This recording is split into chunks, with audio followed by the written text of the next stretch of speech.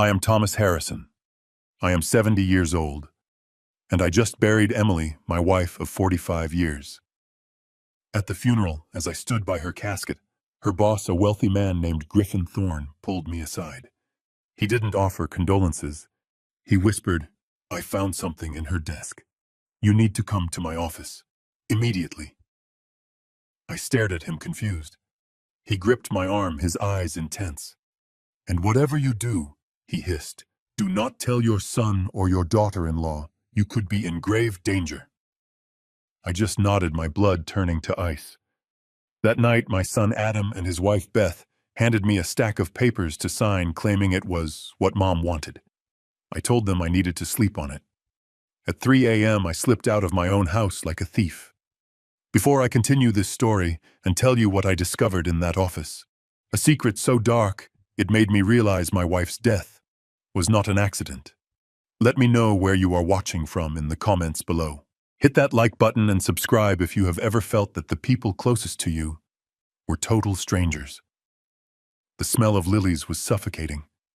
It clung to the air in the funeral parlor, thick and sweet, a smell I knew I would hate for the rest of my life. I stood by the open casket staring at Emily. My Emily. 45 years. It wasn't long enough. She looked like a stranger, her face waxy, and still her hands folded perfectly. The last time I held those hands, they were warm, desperately gripping mine in a sterile hospital room. Now they were just cold. I could hear the murmurs of sympathy behind me. Such a tragedy. She was so young. Poor Tom, what will he do now? I didn't turn around. I couldn't. My focus was on my son Adam and his wife Beth. They were standing near the doorway greeting the mourners. At least that's what it looked like. But I've been a carpenter my whole life. I notice things. I notice when a joint doesn't fit right, when a foundation isn't level. And I noticed the way they kept glancing at me. Not with sympathy, not with shared grief. They looked at me with impatience. A cousin I hadn't seen in years stopped them, offering a long, tearful hug. This trapped them in the corner, just within earshot. I tilted my head slightly, pretending to be lost in my grief. Beth's voice was a low hiss, sharp enough to cut through the muted organ music. "He's been standing there like a statue for an hour," she whispered. Adam's reply was muffled. "It's fine. He's out of it." "He needs to be out of it," Beth insisted. "You have to make sure he signs those papers this week, Adam. Before the official will reading with the lawyer. It has to be done this week." My breath caught in my throat.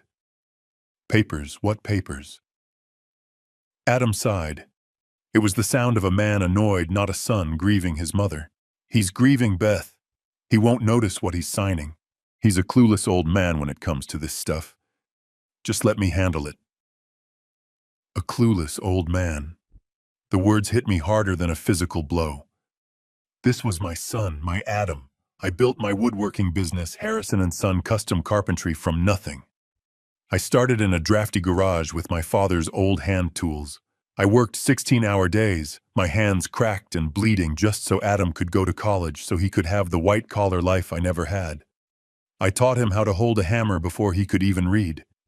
And when I retired 5 years ago, when Emily first started getting tired, I handed the management of our finances over to him. "You understand this new world, son," I told him. "You handle the investments. You handle the accounts." I trusted him. I trusted him with every penny I had ever earned. "What if he refuses?" Beth pushed. "He won't," Adam said, his voice cold.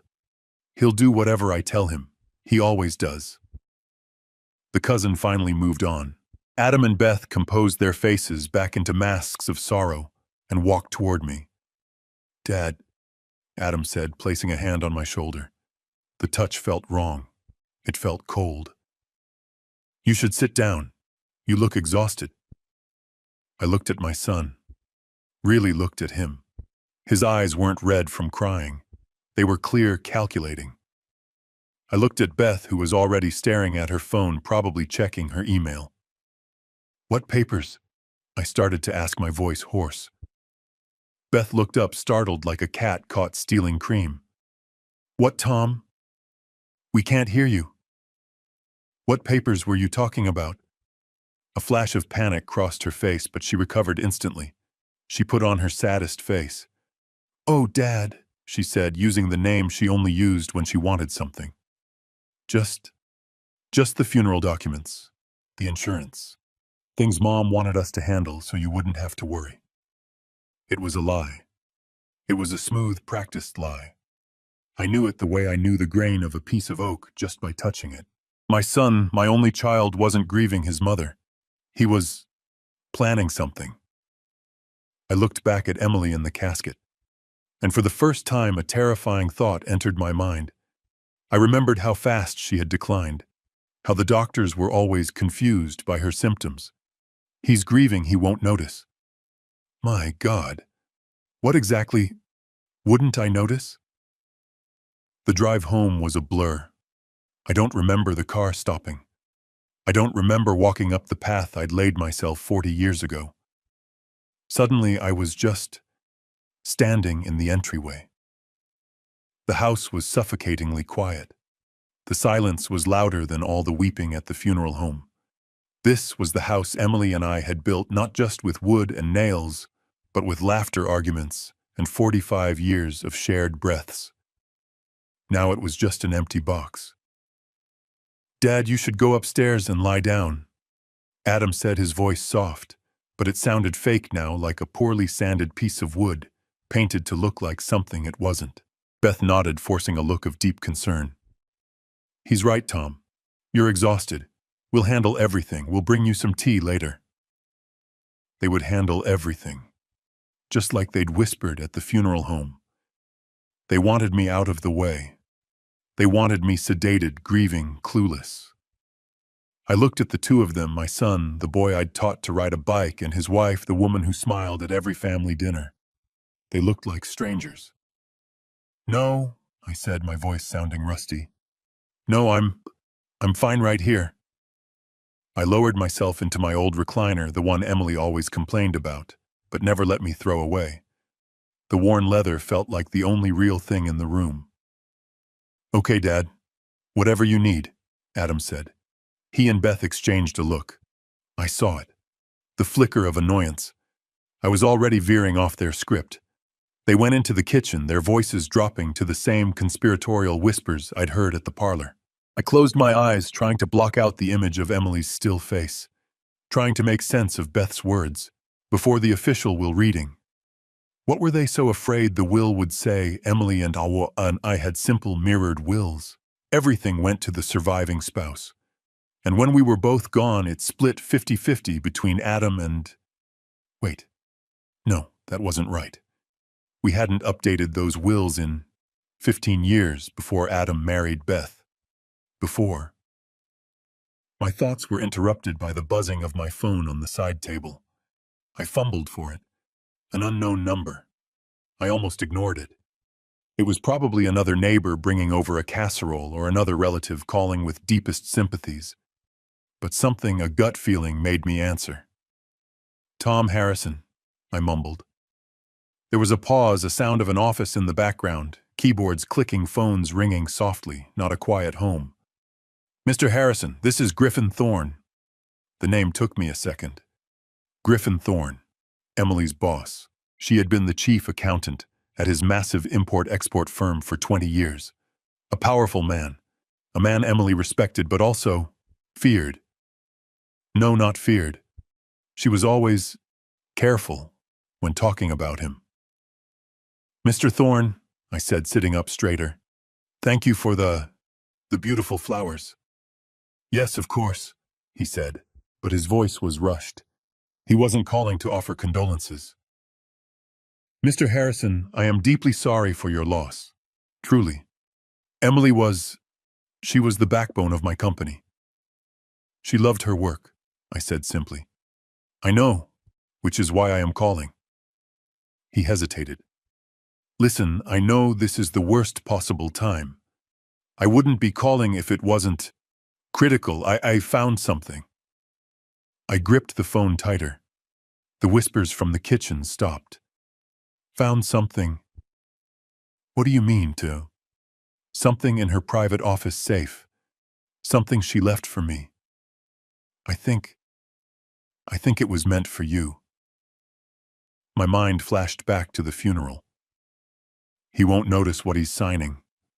Mr. Harrison, I need you to come to my office, right now. Right now. I looked at the clock. It was 4 in the afternoon. The last of the mourners had just left. Mr. Thorne, I just buried my wife. I need to be with my family. His voice dropped, becoming intense, urgent, and terrifyingly clear. Mr. Harrison, do not tell your son or your daughter-in-law about this call. My blood ran cold. What? Why? I don't have time to explain over the phone.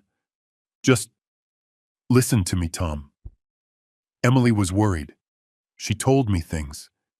The thing I found in her safe. It confirms it. He took a sharp breath. Get out of that house, go somewhere public, and come to my office. But do not tell them where you are going. Do you understand me?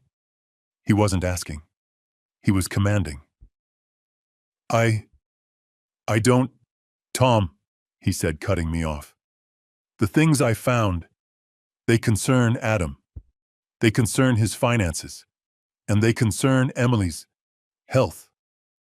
He paused, letting the words hang in the air like poison. You need to listen to me very carefully. Based on what I am looking at right now, you could be in grave danger. The phone clicked dead, but the word danger echoed in the suffocating silence of the living room. Grave danger. What in God's name was he talking about, Emily? And I lived a quiet life. I was a carpenter. She was an accountant. We didn't have danger. We had garden club meetings and Sunday dinners. I looked down at my own hands, calloused and stained from decades of work. They were trembling. Before I could even process the warning, I heard footsteps on the stairs. Adam and Beth. Their whispering had stopped. They walked into the living room together, standing shoulder to shoulder. It felt practiced, like a performance. Beth was holding a thick blue legal folder. Dad, Beth said, her voice dripping with a sweetness so fake it made my teeth ache. We know this is it's the worst time. But we found some papers Mom had prepared.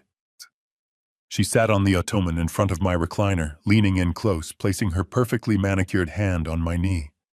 I instinctively wanted to pull away. She wanted us to handle everything, Dad. To take all the stress off your shoulders, she cooed, looking at me with wide, supposedly sympathetic eyes. Adam stood behind her arms, crossed like a silent enforcer. Beth opened the folder. This is it's a power of attorney. It lets Adam and me manage the estate, pay the bills, handle the accounts, just like Mom wanted. She slid a paper toward me already marked with a bright yellow "Sign Here" sticker. My eyes scanned the document. Legal jargon I didn't understand. Full authority. Liquidate all assets. Liquidate? I asked, my voice barely a whisper. It's just legal language, Dad, Adam said quickly from behind her. It just makes things easier. And, Beth added, her voice impossibly gentle, it includes the authorization to sell the house. The air left my lungs. Sell the house. I looked around the room, my eyes landing on the stone fireplace. I had hauled every single one of those river stones myself. I built that mantel with my own 2 hands from a piece of reclaimed oak Emily had found. Sell this house. I looked out the window at the rose garden, now dormant in the cold, but I could see it in full bloom, Emily's prize-winning pinks and reds. This is our home. It was Tom, Beth corrected gently, as if speaking to a child. But it's too big for you now. All the upkeep, all the memories. Mom didn't want you to be burdened. She wanted you to move into a nice, simple condo. Something manageable. We've even been looking at a few lovely places over in... Your mother, I interrupted, my voice rising, never said one word to me about selling this house, not one. We were supposed to, we were supposed to grow old here.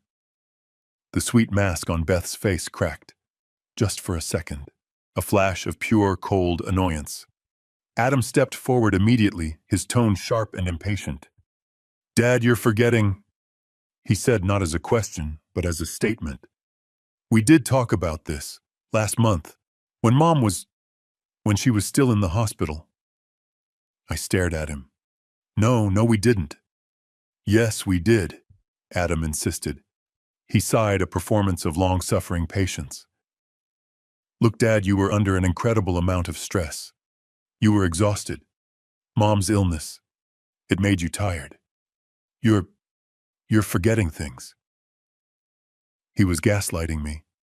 He was standing in my living room on the day I buried his mother, telling me my mind was broken. You agreed it was the best thing. Adam continued, pressing his advantage. You said you couldn't handle the upkeep alone. Mom was there. She heard you. Mom was there. How convenient. The only other witness was gone.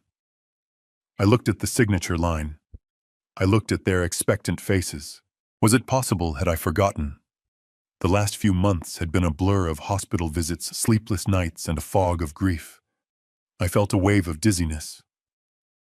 I don't remember, I stammered. Exactly, Beth said, her voice soft again. That's why we're here to help, Dad. Just sign it. We'll take care of everything. It's what Emily wanted. Grave danger. Griffin Thorne's words smashed through my confusion. Do not tell them. I looked at the pen in Beth's hand. I looked at the folder, and I knew with chilling certainty that I was not signing a thing. I stared at the "Sign Here" sticker. It was bright yellow, an offensively cheerful color in the gray fog of my grief. No, I said. The word hung in the air, small but heavy. Beth's painted smile froze. What do you mean, no? I mean no, I repeated, pushing the folder back across the coffee table. I don't remember this. I don't remember agreeing to sell my home. Adam's crossed arms tightened. Dad, I just told you. You were exhausted. You weren't thinking clearly. I am 70 years old, Adam. I am not senile. My voice was firmer now, finding an anchor in the ice-cold fear that was starting to form in my stomach. I may be tired. I am definitely grieving. But I would remember agreeing to sell the house I built for your mother. The mask didn't just crack. It shattered. Beth's face moments ago, a picture of tender sympathy, hardened into something ugly and cold. Dad, don't make this difficult, she snapped. Her voice lost its sugary coating and was now sharp like broken glass. This is what Emily wanted, she told us. She never told me, I shot back. In 45 years, your mother and I didn't keep secrets about things like this. Ever. Well, maybe she didn't want to upset you. Beth stood up, her hands clenching into fists at her sides. Maybe she knew you'd be stubborn. She wanted you taken care of. Taken care of or taken advantage of. The words were out before I could stop them. Adam's face turned a dull, angry red. What is that supposed to mean? We're trying to help you. We're trying to follow Mom's wishes and you're being paranoid. Paranoid. The exact words someone would use if they were trying to gaslight me. And anger. This wasn't the gentle persuasion of loving children dealing with a grieving father. This was the raw frustration of salespeople whose easy deal just fell through. This was the anger of thieves who had just been caught. Griffin Thorne's voice screamed in my head. Grave danger. Do not tell them. They were standing over me, a united front of impatience and barely concealed rage. And their reaction, their sudden fury, confirmed Thorne's warning more than any phone call ever could. I had to get out. I had to get to that office. But I couldn't fight my way out. I was a 70-year-old man, and they were two healthy 40-somethings blocking the door.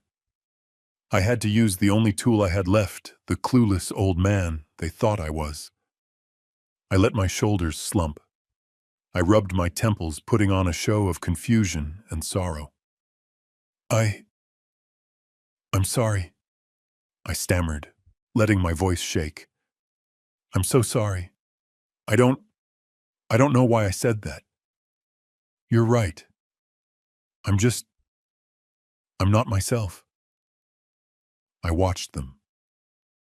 Beth's expression softened instantly, but it wasn't sympathy.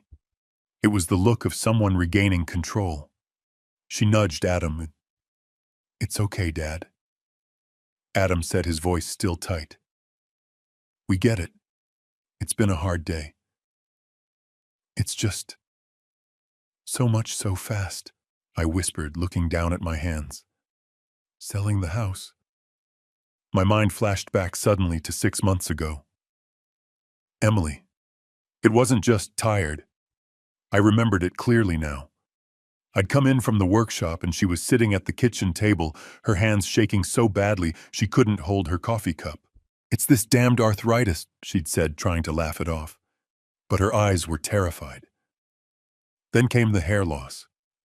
She'd stand in the bathroom brushing her hair, and it would come out in clumps.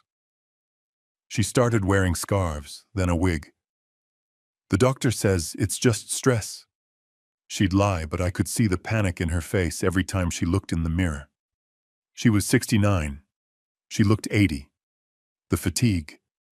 It was bone deep. She couldn't walk to the rose garden without needing to sit down. The doctors ran tests, blood work, scans. We just can't pinpoint it, Tom, Dr. Evans had said, shrugging. All her markers are strange, but it's probably just complications of old age. Complications of old age. She had looked at me that night, her skin a pale gray color I'd never seen before. Tom, she'd whispered, I don't feel old. I feel poisoned. I had dismissed it as depression, as fear of her illness. Poisoned. My God. Dad. I snapped back to the present. Adam and Beth were watching me, their faces a perfect blend of staged concern. You're right, son, I said, my heart hammering against my ribs. You're right. It's what she wanted. I reached for the folder but didn't pick it up. Just let me sleep on it. One night, like you said. I'll sign it in the morning. I promise. I just need one last night in her house. They looked at each other, a silent negotiation. Beth gave a tiny, almost imperceptible nod. Of course, Dad, Adam said, managing a smile. One more night. We'll come by for coffee first thing in the morning. Coffee. Griffin Thorne's voice, you could be in grave danger. No, I said a little too quickly. No. Beth's eyes narrowed. I mean, don't trouble yourselves. I think I'll go to the diner. Get out of the house for a bit. You too. You go home. Get some rest. You've done so much. I needed them gone. I needed to be alone so I could run. We can stay, Dad. We don't mind. Please, I begged, pouring every ounce of fake frailty I had into my voice. I need to be alone, with her memories. Please. It worked. Okay, Dad. If you're sure, Adam said. We'll be back tomorrow around 10 to check on you and handle the papers. Thank you, son. You're a good boy. The lie tasted like ash in my mouth. They left. I watched through the window as their car pulled out of the driveway. I waited exactly 30 seconds.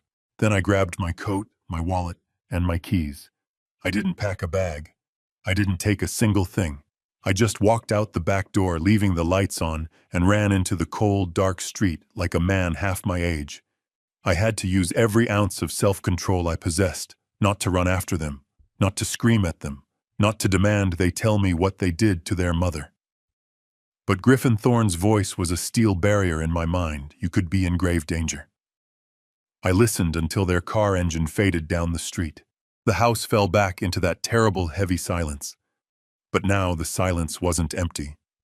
It was filled with menace. Every shadow in the living room looked like a threat. The grandfather clock in the hall, the one Emily and I bought at an antique fair in Vermont, chimed 5 o'clock. Its familiar, comforting sound now seemed to be counting down the minutes I had left. I locked the front door. I bolted the back door. I walked through the house, my house feeling like a prisoner. I couldn't leave. Not yet.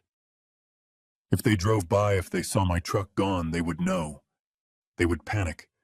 Their plan, whatever it was, would change. And Thorne's warning implied that if they thought I knew, they wouldn't wait. The slow, poisonous coffee would be replaced by something much faster. I had to play the part of the grieving, clueless old man. I went into the kitchen. The blue folder was still on the table, a venomous snake waiting for me. I picked it up, my hands shaking, and forced myself to read. It was exactly what Beth had said, a full, durable power of attorney. It gave Adam complete control over all my assets, my bank accounts, my medical decisions, and most importantly, the explicit right to sell the property. It was dated a month ago from the week Emily was in the hospital. I stared at the signature line for me. They expected me to sign it. And what had I supposedly signed in the hospital? I had signed so many forms: insurance, hospital admissions, treatment, consents. Had I signed this? No. I would remember. I would remember. The night was the longest of my life. I didn't turn on the lights. I sat in my recliner in the dark, my coat still on my keys in my pocket. Every creak of the old house made me jump. Was that them? Were they coming back? I heard them. Around 10 o'clock, I heard their muffled voices through the wall. They hadn't gone home. They were in the attached garage in the small apartment we had built above it for Adam when he was in college. They were staying here. They were watching me. My heart hammered. They hadn't trusted me. They were waiting to make sure I didn't leave. They were waiting for morning for my signature. I was trapped. I forced myself to be calm. I walked upstairs, making my steps heavy and slow like an exhausted old man. I went into my bedroom, our bedroom, and closed the door. I could hear their voices more clearly from the window that faced the garage. They were arguing. "Told you we should have just made him sign." Beth's sharp whisper cut through the night air. "He's broken, Beth. Just relax. He'll sign in the morning." "He's got nowhere to go," Adam's reply. I sat on the edge of the bed, my body rigid. I did not sleep. I watched the clock. 11 p.m., midnight, 1 a.m. The house was silent again. I waited. 2 a.m. My entire life had come down to this. A 70-year-old man, a widower, a father, now a fugitive in his own home. At 3:15 a.m., I decided it was time. If I waited any longer, I wouldn't have enough darkness. I took nothing. Not a picture. Not a change of clothes. Just my wallet and my phone. I eased the bedroom door open. Every old hinge seemed to scream. I held my breath. I crept down the hallway past Adam's old room, past the linen closet, where Emily kept the lavender soap I always loved. I went down the stairs, one agonizing step at a time, avoiding the third step from the bottom, the one I always promised Emily I would fix, because it creaked. I didn't go to the front door or the back door. They would be watching those. I went to the basement. The air was cold and damp, smelling of earth and old paint. I navigated in the dark, my hands brushing against my old tools, my workbench. I went to the small square window at the very back, the one half buried by Emily's overgrown hydrangeas. I hadn't opened it in 20 years. The metal latch was rusted shut. I fumbled in the dark for a screwdriver, my fingers finding one by feel. I jammed it into the lock, pushing with all my strength. The rust flaked, but it wouldn't budge. Danger. Thorne's voice. I pushed harder. A loud crack as the old latch snapped. I froze. Silence. I waited 1 minute. 2. No sound from above. I wrestled the window open. It was a small opening meant for ventilation, not escape. I pushed my head and shoulders through, scraping my back on the rough concrete. I tumbled out into the wet hydrangeas, the cold mud soaking my knees. I was out. I didn't run. I crouched low, staying in the shadows of the hedges moving along the side of my own house. I didn't look back.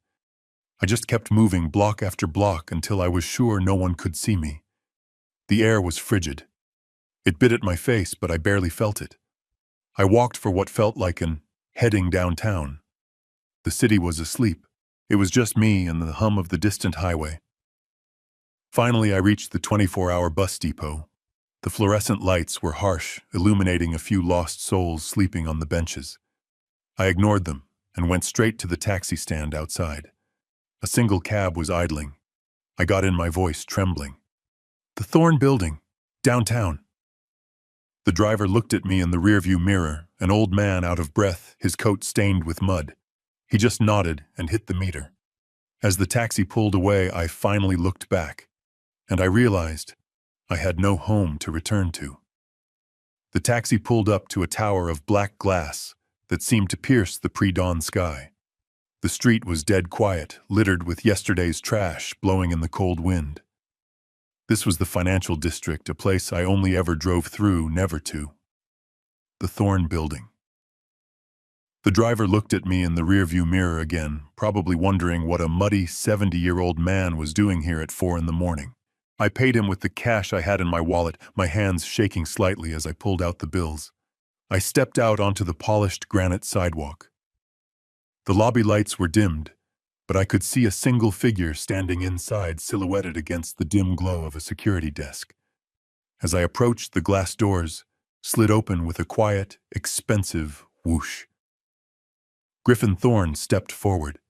He was exactly as Emily had described him, impeccably dressed. Even at this ungodly hour, he wore a tailored dark suit, a crisp white shirt, and no tie. He was about 60, with sharp gray hair and eyes that seemed to miss nothing. He looked at my muddy coat and damp trousers, but his expression didn't change. "Thank you for coming, Tom," he said, his voice low and serious. He didn't offer to shake my hand. He just motioned toward the elevators. "You were right to be careful. Let's go up. We don't have much time." I just nodded, following him like a lost dog. The lobby was vast and silent, all marble and dark wood. It felt more like a cathedral than an office. A single security guard nodded at Thorne as we passed. "Mr. Thorne? Early start." "Morning, Frank. Mr. Harrison is with me," Thorne said. The guard's eyes flicked to me, taking in my appearance, but he said nothing. We rode the elevator in silence. It was lined in polished brass and moved so smoothly I barely felt it. The only sound was the soft ding as we passed each floor. I caught my reflection in the brass.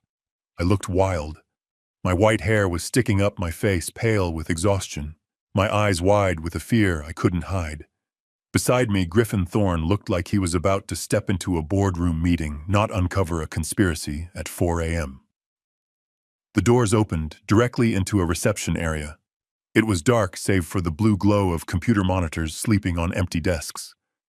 Thorne didn't turn on the lights. He led me through a set of double doors into a corner office that was bigger than my entire downstairs. One whole wall was glass, offering a stunning, glittering view of the city waking up far below. Thorne walked straight to a bar built into a mahogany wall. He didn't ask. He just poured 2 fingers of amber liquid into 2 heavy crystal glasses. He handed one to me. "Drink it," he said. It wasn't a suggestion. I took a sip. It was Scotch expensive, and it burned all the way down a fire that momentarily pushed back the cold fear. I drank the whole thing in one gulp. Thorne watched me, then nodded, taking a small sip from his own glass. "I considered Emily family, Tom," he said, his voice softer now. He walked over to the glass wall, looking out at the city lights. "She started with me 20 years ago. The company was half the size it is now. She wasn't just my chief accountant. She was my conscience." He turned to face me. "Emily Harrison was the most honest, meticulous, and morally unshakable person I have ever known. If she said a penny was out of place, it was out of place. If she said something was wrong, it was wrong. My heart ached hearing him talk about her like that. She respected you, Mr. Thorne. She loved her job. She did, he agreed. Which is why I knew something was terribly wrong about 6 months ago. He motioned for me to sit on a long black leather sofa. I sat on the edge, my muddy coat feeling like a sacrilege on the expensive furniture. She started making mistakes. Thorne continued pacing slowly. Small things at first. Transposed numbers. Forgetting meetings. Things Emily never did. I called her in. I asked if she was all right. She looked terrified, Tom. Just like you look right now. He paused, collecting his thoughts. She told me she was just tired, that she was getting old. I told her to take a vacation. She refused. She said she couldn't leave. She said she had to keep watching. Watching what? I whispered. She wouldn't say. Not then. Thorne finished his drink and set the glass down with a decisive click. She just got worse. The fatigue, the shaking hands. You saw it. I nodded, the image of Emily struggling to hold her coffee cup flashing in my mind. I thought she was ill, Thorne said. I thought maybe early onset Alzheimer's. I was preparing to offer her a full retirement package. But then, 3 months ago, she came in here right where you're sitting and she was crying. He looked at me, his eyes hard. She told me she wasn't sick. She said, Griffin, I think my son is stealing from me. And I think he's trying to kill me. The words hit me. Even though I had fled my own home, even though Thorne had warned me, hearing him say it, hearing that Emily knew, it was like a physical blow. But that's not why I called you, Thorne said, his voice dropping again. That's not what I found. Then, what? After the funeral announcement, I sealed her office as is company policy. This morning I went in to start organizing her files for her replacement. I opened her personal safe, the one only she and I had the combination to. He walked to his desk. He picked up a simple sealed manila envelope. She left this inside, with a note attached. The note just said, if I die, give this to Tom, and don't let Adam see it. He held the envelope out to me. My name, Tom, was written on the front in Emily's familiar, elegant handwriting. I don't know what's in it, Tom, Thorne said. But I have a terrible feeling, and I have someone else you need to meet. He's been looking into this for me. He's waiting in the conference room. I stared at the manila envelope in Griffin Thorne's hand. My name. Tom. Written in Emily's familiar, elegant script. It looked shaky, but it was hers. And the note attached, don't let Adam see it. What secret had she been keeping? What was so terrible that she couldn't tell me her husband of 45 years, but would entrust to her boss, a man she respected, but always kept at a professional distance? Before I could reach for the envelope, Thorne placed it back on his desk, just out of my reach. Not just yet, Tom. That's for you and you alone.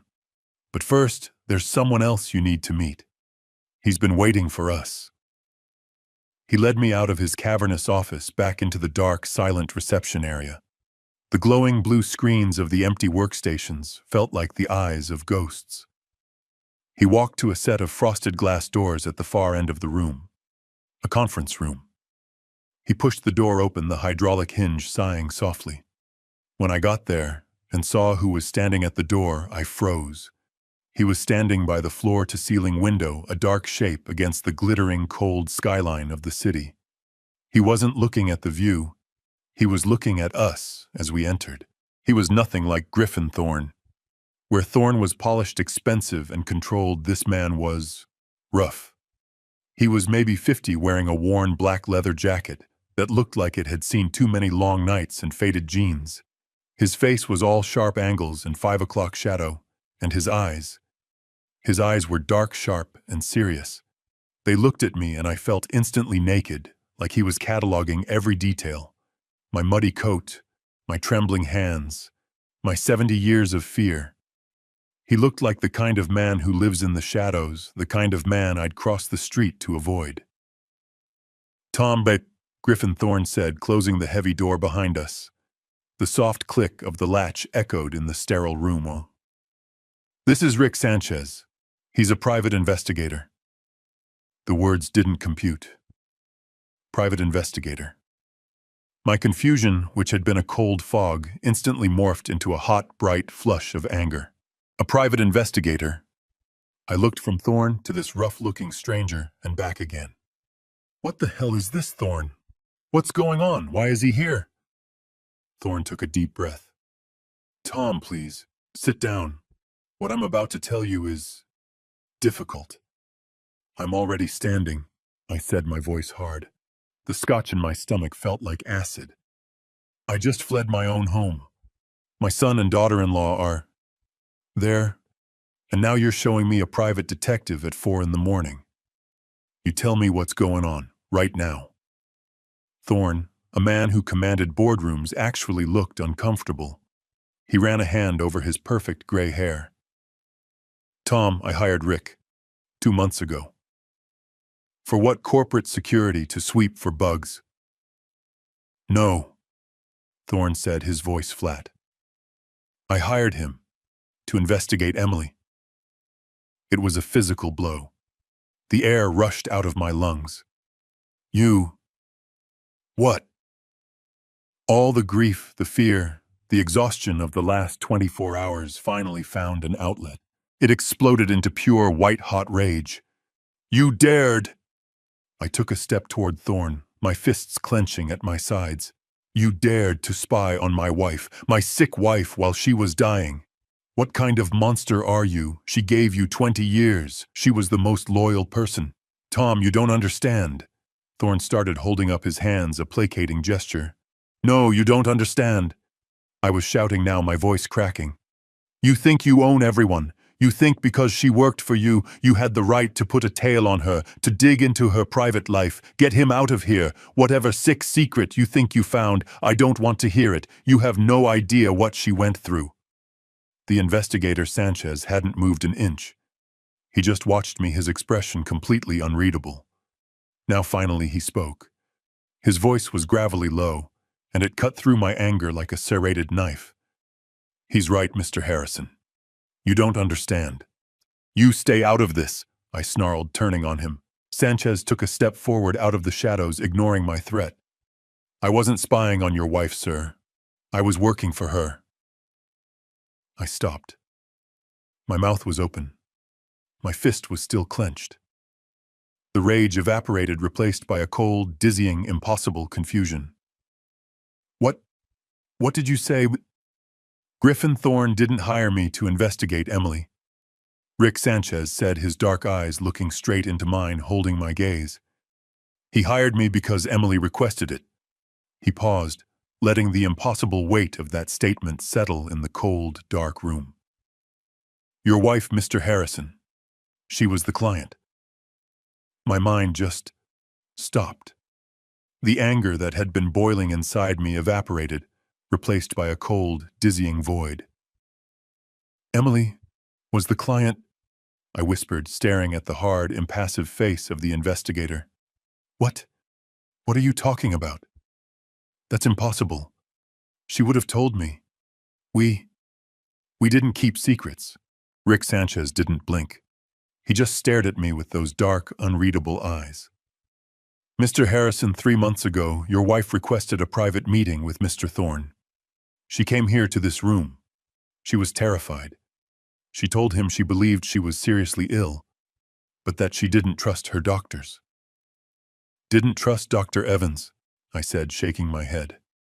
"He's been our family doctor for 20 years. Why?" Griffin Thorne stepped forward again, taking over. His voice was low and grave. "Because the symptoms didn't add up, Tom. Emily was an accountant. She lived by numbers. Her entire world was about things making sense. And her illness didn't make sense to her.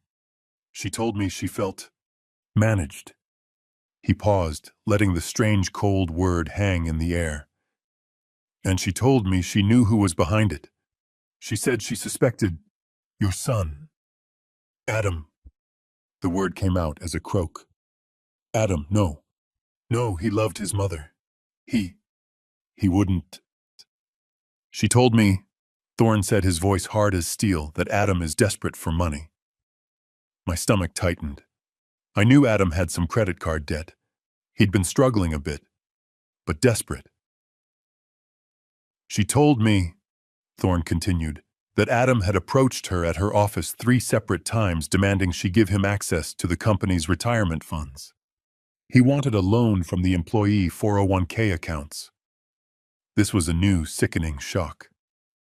Adam, trying to steal from Thorne Emily, was the gatekeeper of that money. She managed payroll investments, the company's lifeblood. He asked her to steal for him. He called it an advance. She called it felony theft, Thorne said flatly. She refused. She told him if he ever asked again, she would report him to me and to the police.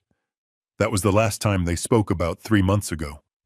And that Tom is when her illness started to get rapidly worse. The pieces were clicking into place with a horrifying metallic sound. Adam's impatience at the funeral. Beth's lies. The papers. They weren't just grieving children.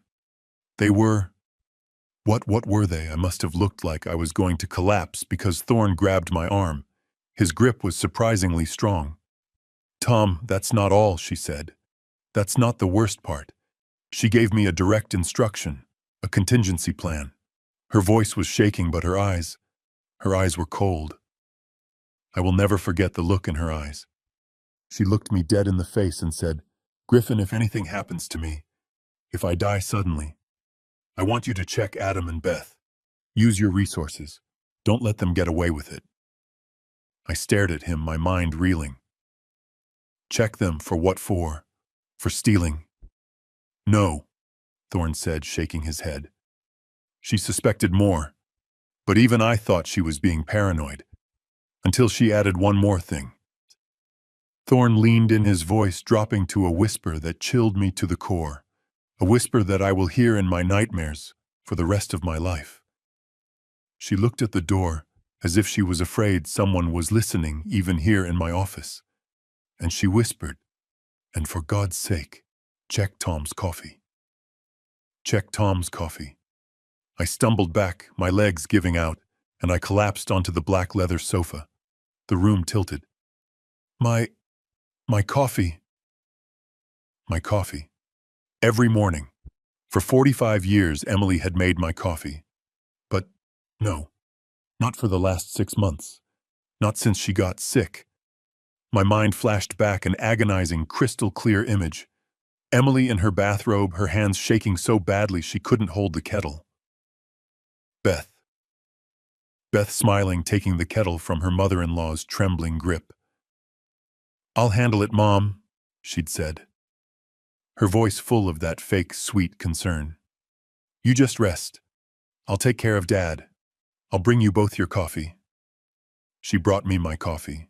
Every morning. Here you go, Dad. Just the way you like it. I thought about the fatigue, the aches in my joints that I had blamed on my 70 years, the mental fog, the dizziness. I thought it was grief. I thought it was the stress of watching my wife die. Oh my God, I whispered, the words tearing from my throat. Oh my God. She knew. Emily knew she wasn't just sick. Rick Sanchez, who had been silent this whole time, finally spoke again. His voice was flat and cold, stating a fact, not a theory. No, Mr. Harrison, he said. She wasn't sick. We believe she was being poisoned. He paused, letting me feel the full weight of it, before he delivered the final devastating blow. And we believe, so are you. My coffee. The words slammed into me, knocking the breath from my lungs.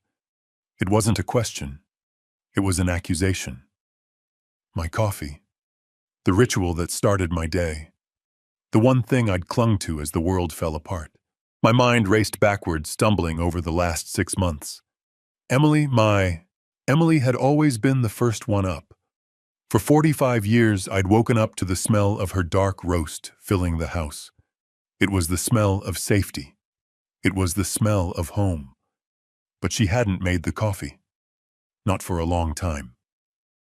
As her illness progressed, as the shaking in her hands got worse, Beth had stepped in. It happened so gradually, I hadn't even noticed. "Oh, Dad, let me get that. You just sit with Mom. Here you go, Tom, fresh and hot. Just how you like it. You need to keep your strength up." Her kindness. Her constant hovering, suffocating kindness. And I had been tired. A bone-deep exhaustion that felt nothing like the physical fatigue from my workshop. My joints ached, a deep throb in my knees and elbows that I'd blamed on the damp winter air. I'd blamed it on 70 years of hard work. And the brain fog. That was the worst part. There were days I'd walk into my own workshop and just stand there forgetting what tool I needed. I'd blamed it on grief. I'd blamed it on the stress of watching my wife fade away. I looked at Griffin Thorne, my heart hammering against my ribs, a new horrifying timeline clicking into place. My wife's old age at 69, my grief-stricken fatigue. It wasn't age, it wasn't grief, it was the coffee. They were poisoning me," I whispered. The words tasted like acid. I was staring at my own hands, half expecting to see them shaking, just as Emily's had. "We believe so," Rick Sanchez said, his voice flat, devoid of any emotion. "But how?" My mind couldn't grasp it. "How do you know? How could Emily—" "She was smarter than they were," Sanchez cut in. "She knew they were lying, and she authorized us to get the proof. She set this entire investigation in motion herself before she died." Thorne nodded, his face a mask of grim respect. "She protected you, Tom. Even while she was dying, she was protecting you. She knew you wouldn't believe her without proof. She knew you'd trust Adam. So she gathered evidence." Sanchez leaned forward, his dark eyes locking onto mine. He wasn't the kind of man who softened a blow. He just delivered it. 3 months ago, after that meeting where she warned Mr. Thorne about Adam, she went back to her doctor. She told him she was worried about her memory and her exposure to household chemicals. That's the term she used. She insisted on a full toxicology screening. She told Dr. Evans it was just for her own peace of mind. "But," Sanchez continued, "she had already contacted Mr. Thorne. He gave her my number. She called me from the hospital parking lot. She told me she was faking a routine checkup, but that the blood they were drawing was real, and she needed me to intercept the results." Intercept? I was lost. She was terrified Adam or Beth would find out. Thorne explained, his voice tight with anger. She was worried they had access to her medical records, that they might try to silence Dr. Evans or change the results. "So I intercepted the report," Sanchez said.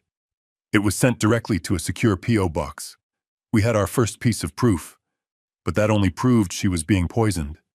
It didn't prove who was doing it. And it didn't help you." I was still stuck. "But my coffee. How did you get my coffee?" "That," Sanchez said, and for the first time a flicker of something, maybe admiration, crossed his hard face. "That was Emily. That was all her. She knew they were poisoning you too. She saw you declining. She knew it was the coffee Beth made you every single morning. She just had to get us a sample without them knowing." He paused, letting me absorb the sheer cold brilliance of my dying wife. "Last week, the day she went into the hospital for the last time, she knew she wasn't coming home.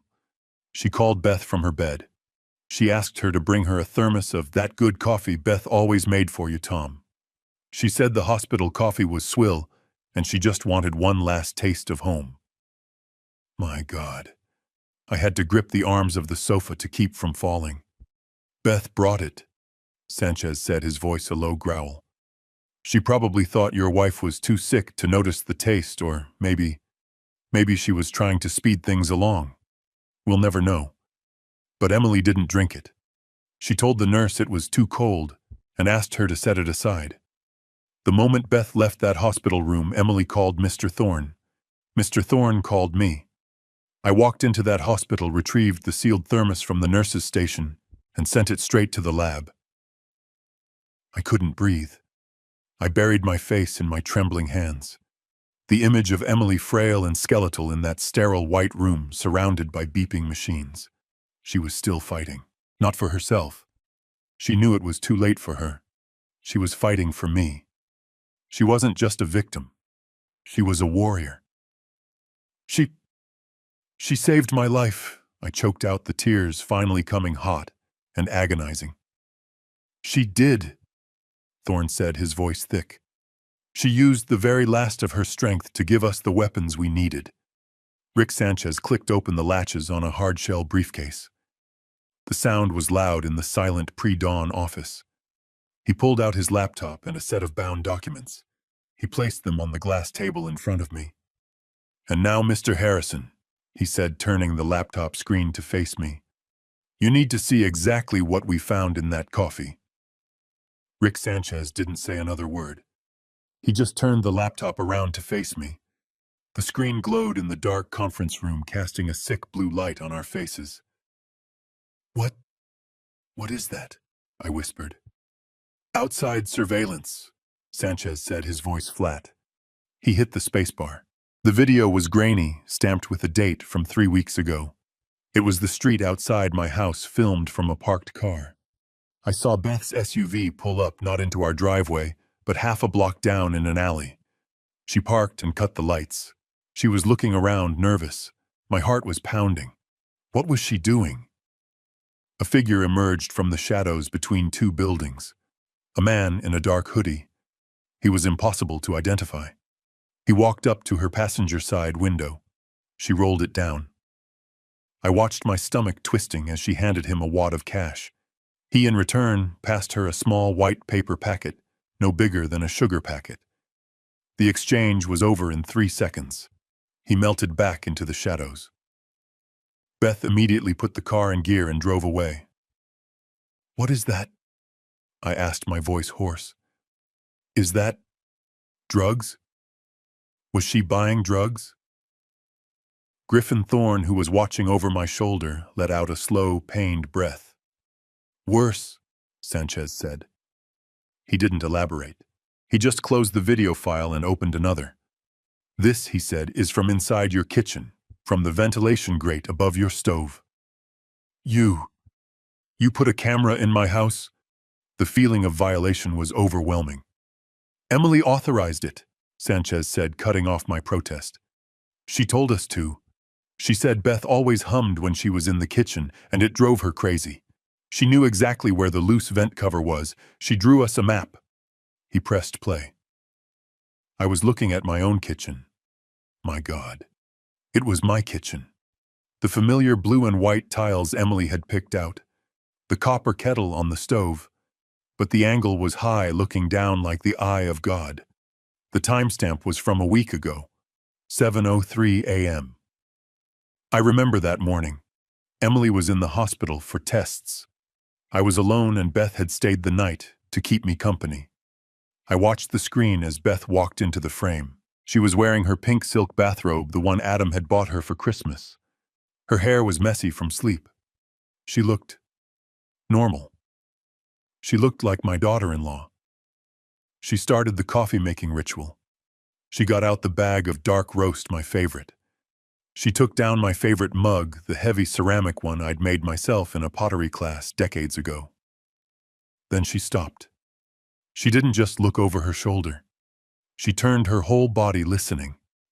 She stared down the dark hallway toward my bedroom for a long, agonizing 10 seconds. She was making sure I was still asleep. Then, convinced she was alone, she moved quickly. She didn't go to the spice rack. She reached deep into the pocket of her bathrobe. She pulled out a small dark glass bottle. A vial. Not a vitamin bottle. It was small with a black cap. My breath hitched. She unscrewed it. She looked around one more time, her eyes darting left and right, a picture of pure, calculating guilt. Then she held the vial over the water reservoir of the coffee machine. She tapped the bottom. A tiny puff of fine white powder fell into the water. 1. She tapped it again. 2. A third time. 3. She screwed the cap back on, slipped the vial back into her pocket, and then, without missing a beat, she scooped the coffee grounds into the filter and pressed the brew button. I watched paralyzed as the machine gurgled to life, mixing the poison into the coffee I was about to drink. A sound, a low guttural moan, ripped itself from my chest. I doubled over, my stomach heaving. The scotch and the bile rose in my throat, and I dry-heaved, the taste of ash and betrayal filling my mouth. I remembered that morning. I remembered her bringing me that cup. She'd brought it to me in the living room, smiling. That sweet, concerned smile. "Drink up, Dad," she'd said. "It's a cold one today. This will warm you up." I had drunk it all. Every last drop. Sanchez didn't move. He didn't offer comfort. He just hit the spacebar, pausing the video on a perfect, clear, horrifying close-up of Beth's face, her eyes narrowed in concentration as she held the vial. "That Mr. Harrison," he said, his voice like granite, "was your coffee, brewed for you special." I stared at the frozen image on the screen, my own kitchen, my own daughter-in-law, her face a mask of cold concentration. The vial in her hand, the white powder falling into my coffee. I drank it. I whispered, my hand instinctively going to my stomach. That morning, I drank all of it. Rick Sanchez closed the laptop. The click of the lid closing was as final as a coffin shutting. "Yes, you did," he said, his voice cold. "And the morning before that, and probably every morning for the last 6 months. He didn't offer sympathy. He was a man who dealt in facts, and he was just getting started. He reached into his hard-shell briefcase and pulled out 2 bound documents. They looked official, sterile, like something from a hospital or a police lab. He slid the first one across the glass table. "Report number 1, he said. "This is the full toxicology analysis from the blood sample Emily gave us. The one she said was for a routine checkup." I stared at the cover page. It was full of numbers and chemical names that meant nothing to me. What is it?" "It's her death warrant," Rick said flatly. He flipped to the summary page and pointed a blunt finger at a specific line. "Your wife's blood contained levels of arsenic and warfarin. That's a powerful blood thinner that were, and I quote, incompatible with life." Incompatible? 10 times the lethal level. Griffin Thorne clarified, his voice a low, furious growl. He had read this before. He knew what it said. 10 times? I looked at them confused. But if it was that high, why did it take so long? Why wasn't it instant? "Because that's the genius of it," Rick said, his voice tinged with a cold, professional respect for the cruelty of the act. "It wasn't one massive dose. That would be messy, obvious. It would have triggered an immediate autopsy, a police investigation. No. This was a slow, steady buildup. They were feeding it to her Tom. A little bit at a time, probably in her food, her tea, for months." He pointed to the report again. "These levels didn't just appear. They accumulated. The arsenic caused the nerve damage, the fatigue, the hair loss." My mind flashed back to Emily in the bathroom, staring at the clumps of her beautiful silver hair in the brush, her face crumbling in despair. "And the warfarin," Rick continued. "It thinned her blood. It made her weak. It put an impossible strain on her heart." "The doctor, Dr. Evans," I stammered. He said it was congestive heart failure, complications of old age." "It was heart failure," Rick said. "But it wasn't old age. It was induced. They put her heart under so much chemical stress that it simply gave out. They didn't have to put a pillow over her face. They just let the poison do the work. Her death was not natural, Mr. Harrison. It wasn't an illness. It was a homicide. A slow, patient, and deliberate murder." The word. murder. I had thought in my darkest moments that maybe they had neglected her, stolen from her. But this was a new unthinkable circle of hell. My son, my daughter-in-law, they had murdered my wife. I felt a coldness spread from my chest outward, a numbness that was almost a relief from the pain. But Rick Sanchez wasn't finished. He let the word murder hang in the air for a beat, and then he slid the second identical-looking folder across the table. It landed with a soft, final thud in front of me. "Report number 2, he said. I didn't need to ask. I knew what it was. "This," he said, tapping the cover, "is the lab analysis of the coffee from that thermos. The coffee Beth brewed for you. Your coffee." I couldn't bring myself to open it. I just stared at the cover. "It shows the exact same chemical signature," Rick said, his voice like a judge's gavel. "Arsenic and warfarin, the same unholy cocktail they gave your wife." He leaned in, and for the first time his voice was not just cold, it was angry. "The concentration is lower, of course. A chronic dose, not an acute one. Not meant to kill you in a week. Meant to kill you in a year. Meant to be invisible." He pointed at me, at my shaking hands, at my pale, tired face. "The fatigue you're feeling, Mr. Harrison. The brain fog you've been blaming on grief. The aches in your joints you think are just 70 years of carpentry. It's not. It's this. It's the poison. You've been drinking it every single morning. They are slowly killing you too." I looked at Thorne. He looked at me, his face a mask of pity and rage. The pieces all slammed together. The whispers at the funeral. The power of attorney. The lie about selling the house. The danger. They hadn't just murdered my wife. They were murdering me. And in the morning, in just a few short hours, they were coming back to my house. They were coming back expecting me to be that clueless old man. They were coming back to finish the job. Rick Sanchez leaned back, the 2 lab reports sitting on the glass table between us like a death sentence. The video of Beth poisoning my coffee was still burned into my retinas. "And Tom?" Rick said, his voice flat, but his eyes locking onto mine with an intensity that pinned me to my seat. "Based on the evidence, the video of Beth with her vitamins, the lies from your son, and this report, it's not a guess. It's a conclusion." He let the silence stretch, forcing me to absorb the full weight of it. "You are next." It wasn't a warning. It was a simple statement of fact. The floor didn't just tilt. It fell away. The glittering city skyline outside the window blurred into a smear of painful, mocking lights. I tried to speak, but my throat closed. A high-pitched ringing filled my ears. I wasn't just a grieving widower. I was a target. I collapsed. I didn't faint, but my body just gave out. I slumped sideways on the expensive leather sofa, the world spinning. The scotch I'd drunk earlier roiled in my stomach. 45 years. 45 years of my life didn't just flash before my eyes.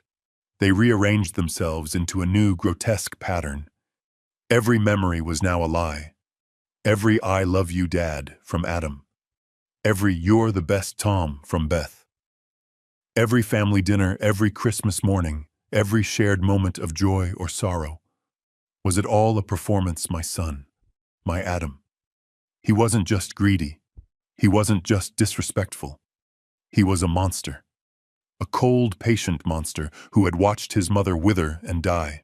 A monster who had smiled at me, called me Dad, and handed me a cup of poison every single morning, watching me grow weaker, foggier, older.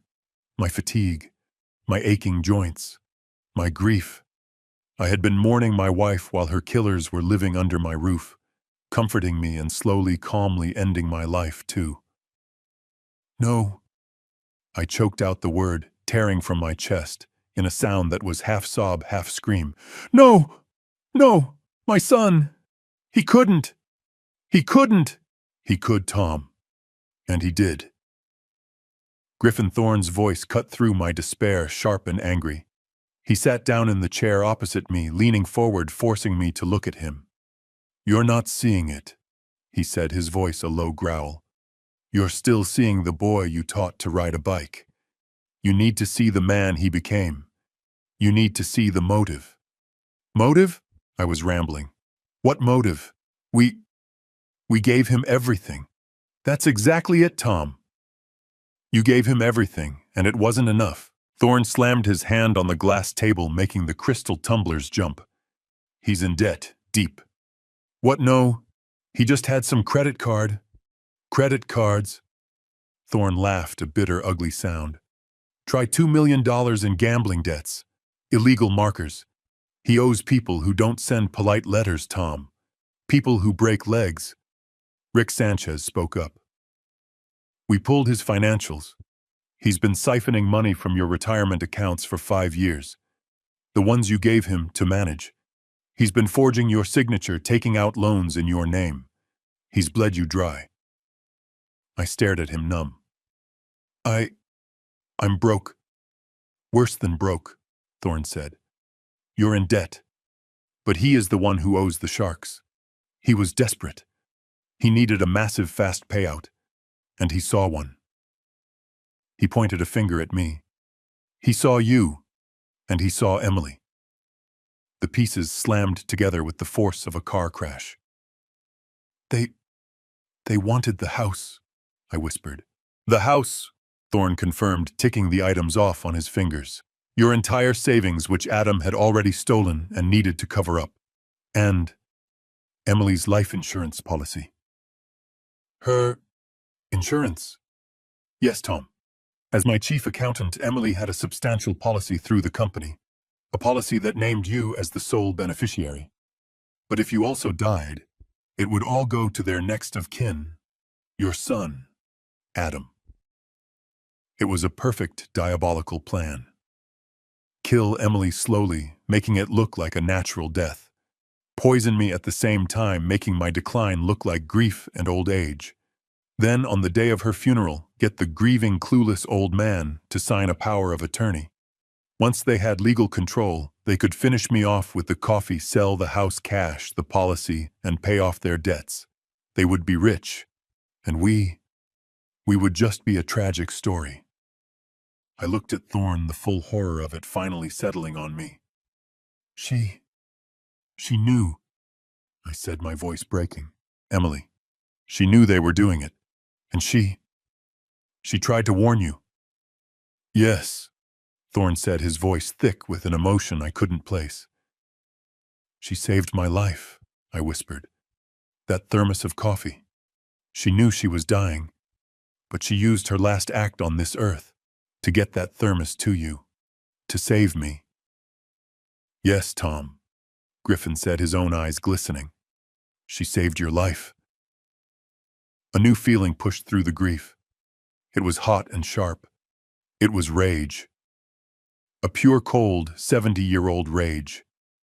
"They're coming back," I said, my voice suddenly clear. Rick Sanchez nodded. "At 10 a.m., you told them 10 a.m. "They're coming back for my signature," I said, my hands clenching. "They're coming back to kill me." I looked from Rick Sanchez to Griffin Thorne. The cold, sterile air of the conference room felt like it was shrinking, squeezing the breath from my lungs. "What do I do?" I finally asked. The voice that came out was thin, reedy, the voice of an old man. We have the proof. We have the video. We have the lab reports. We call the police. We have them arrested." "It's not enough," Rick Sanchez said immediately. "What do you mean, not enough?" Thorne shot back, his own voice tight with anger. "It's murder. It's attempted murder. We have them on camera." Rick shook his head, his expression grim. "We have a video of Beth putting an unknown substance into a coffee machine. We have a lab report of a thermos Emily gave us that has poison in it. We have a toxicology report from 3 months ago. A good lawyer, and with the money they're trying to steal, they'll have the best will rip that to shreds." He leaned forward, ticking the points off on his fingers. The lawyer will say Beth was adding a health supplement, a homeopathic powder. They'll say the thermos was contaminated after Emily got it. They'll argue the toxicology report is circumstantial. They'll say Emily died of heart failure just like the doctor said. They'll create reasonable doubt. They'll get bail. And then they'll disappear, or worse, they'll come back to finish the job. And this time they won't use coffee. He let that sink in. The image of Adam and Beth out on the street knowing I knew it was a death sentence. So what? I felt the hopelessness returning a heavy wet blanket. We do nothing. We let them get away with it. No, Rick said. We don't do nothing. We end this. Today. The police are already involved, Tom. I brought them the lab reports yesterday. They're on standby. They're just as angry as we are. But they need the final piece. They need the irrefutable link, the one thing no lawyer can argue away. What link? They need to catch them in the act, Rick said, his voice dropping. They need to witness Beth or Adam or both of them administering the poison. They need to seize that specific cup of coffee and the vial it came from at the same time. They need the chain of custody to be perfect. No doubts. No health supplement arguments. Just the act, the poison, and the arrest all in one clean motion. I stared at him, my mind slowly horribly connecting the dots. I saw where this was going. It was Griffin Thorne who said it out loud, his voice horrified. My God, you can't be serious. You're not suggesting, Tom, he wants you to go back. Go back. I shot to my feet, the chair scraping loudly against the floor. The room swayed. Go back in there. Are you insane? They are trying to kill me. They are expecting me at 10 o'clock this morning. They are waiting with a cup of poison. What if they suspect something? What if they realize I'm not grieving properly? They'll use a pillow, a knife. I won't. I was hyperventilating, backing away toward the door. The escape from my house, the adrenaline, the terror. It all came crashing down on me. I was a 70-year-old man, not a spy. Tom, listen to me. Thorne grabbed my shoulders. His grip was like a steel vice. Listen, this is the only way, for Emily. This is the only way to guarantee they pay for what they did to her. For Emily. The words cut through the panic like a bolt of lightning. He was right. This wasn't just about saving my life anymore. This was about justice for my wife. My Emily. She had used her last dying breath to set this in motion, to give me this chance. She had been a warrior. I couldn't be a coward. I stopped struggling. I took a shaky breath. I looked past Thorne at Rick. How? I whispered. Rick was already moving. He was in his element. This was his world, not mine. It's just for one day, Tom. Just a few hours. But you have to be the best damn actor of your life. You have to go back there and be the clueless, grieving old man they expect. You have to be broken. You have to be manageable. They're in the apartment over the garage. I stammered, the words tumbling out. They're watching the house. They'll see me. Good, Rick said. That means they're contained. We know where they are. Here's the plan. We have, he checked his watch, 5 hours until they expect you at 10. My team is already prepping. We are going to wire that house from top to bottom. How they're there? They'll see you. They're watching the front of the house, waiting for you to come home. Rick said, a grim smile touching his lips. They're not watching the back. My team goes in through the basement window, the one you so conveniently opened for us. My God, my escape. We'll put micro cameras in the kitchen, in the living room, in the clock on the mantle. We'll put a microphone on you. You'll wear a simple button-down shirt. The top button will be the mic. You'll have an earpiece so small a dentist wouldn't see it. I'll be in a surveillance van parked 2 streets over. I will hear every word you hear. I will see everything you see. You will not be alone. And the police? I asked, my voice barely audible. They'll be parked right around the corner. 2 unmarked cars filled with detectives who have already seen that video of Beth. They are highly motivated. The moment the instant that powder hits the coffee, we move in. They won't even have time to wash the cup. He stepped closer, his dark eyes boring into mine. But it all depends on you, Tom. You have to go back. You have to walk in that front door. You have to apologize for running off. You have to tell them you're ready to sign. And then, he paused, the final terrible instruction hanging in the air. You have to ask your son for a cup of coffee. The air in the conference room was metallic, tasting of my own fear. I looked at Rick, my mind still reeling from his words. Ask him for coffee. Exactly, Rick said. His voice was devoid of sympathy. It was the voice of a surgeon explaining a necessary, brutal procedure. They are expecting you at 10 a.m. They are expecting a broken, grieving old man who is ready to sign away his house.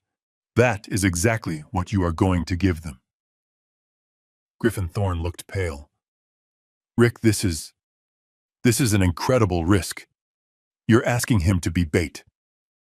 He's already bait, Rick retorted, never taking his eyes off me. The only difference is that now we'll be holding the trap. They think they're the hunters, Tom. We're going to let them think that right up until the moment the cage door slams shut. I swallowed, my throat dry and raw.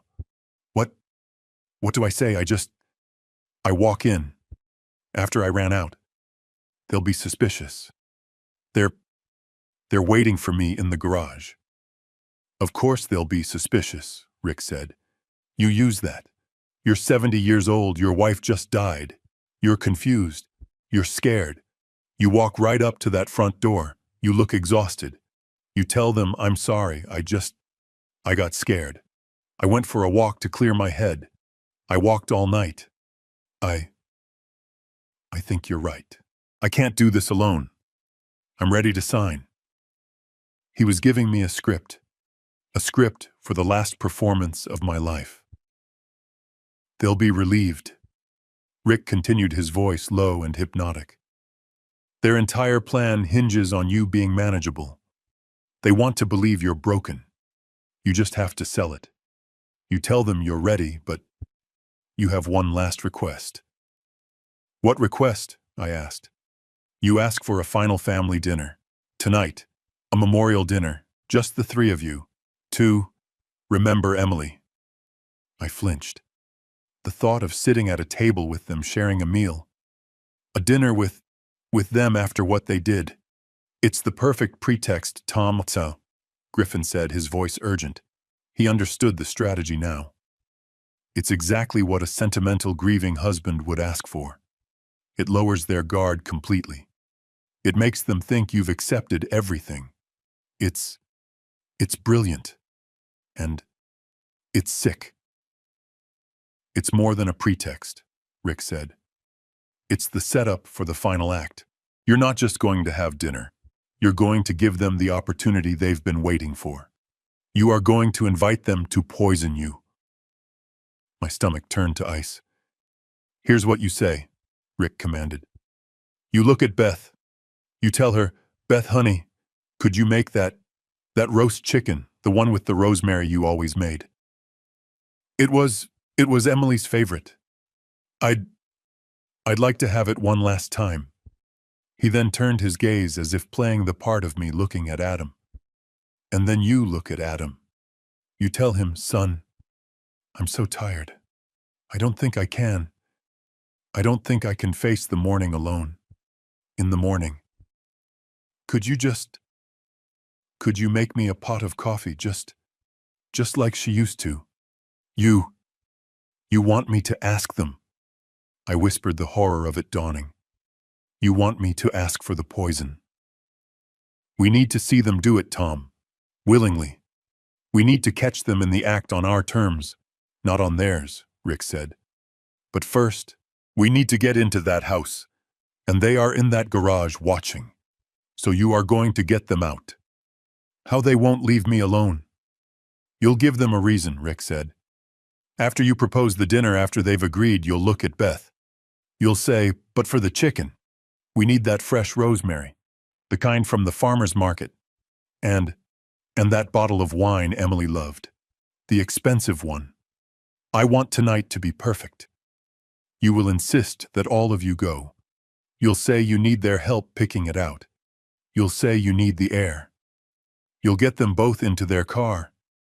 He drove the point home. Not yours. You'll drive to the furthest, most inconvenient gourmet grocery store you can think of. And you will take your time. You will be the old man who can't decide. You will look at every label. You will make them walk up and down every aisle. You will give my team a minimum of 2 hours. The moment your car is off that street, Rick's voice became sharp, precise. My team moves in. We go in through the basement window, the one you opened for us. We will wire that kitchen so tight a mouse couldn't squeak without us hearing it. We'll put a high-definition wide-angle camera in the smoke detector above the stove. We'll put another in the digital clock on the microwave. We'll put one in the vent hood. And while my tech guys are doing that, he continued, 2 plainclothes detectives will be moving into the for-sale house across the street. They'll be your new neighbors, complete with a moving van for cover. They'll have a direct video feed. You will not be alone for 1 second. He reached into his jacket and pulled out a small flat object. It looked like a button. This is a microphone and a panic button. It will be the top button on your shirt. If anything feels wrong, you press it. The police will be through that door in 30 seconds, but you can't press it unless your life is in immediate danger. You understand, we need the coffee. He put the button on the table. So, he said, that's the plan. You go home. You play the broken-hearted fool. You get them out of the house. We wire the place. And tomorrow morning, you sit down for breakfast, and you let your son serve you a cup of poison. He looked at me. His dark eyes held no pity, only a question. Can you do that? Tom, can you do that? For Emily? I looked at the lab report, at the video of my wife's murder. I thought of her frail and dying, still fighting for me. I pushed myself up from the sofa. My legs were shaky, but they held. I can, I said, my voice no longer a whisper. I'll do it. Let's go catch them. Rick dropped me off 2 blocks from my house. The sun was just beginning to rise, painting the sky in pale, sickly shades of gray and pink. It was just after 6 a.m. The world was quiet. Too quiet. Every step I took on the familiar sidewalk felt alien. This was the street I had lived on for 45 years. I knew every crack, every oak tree, but now it felt like a movie set. Nothing was real. As I got closer, I saw it. My house. Emily's roses, wilted from the cold, looked like weeping mourners. And in the window above the garage, I saw the curtain twitch. They were watching. They had been waiting all night. My body was rigid with terror, but I forced Rick's instructions into my head. Be broken. Be clueless. Be manageable. I was an actor now. My life and my wife's justice depended on this performance. I let my shoulders slump. I scrubbed my face with my hands, making sure my eyes were red. I let the tremor I felt in my hands become visible. I didn't have to fake the exhaustion. I was a 70-year-old man who hadn't slept in 2 days, who had just learned his children were murderers. I shuffled up the front walk, not like a man returning home, but like a defeated old man surrendering.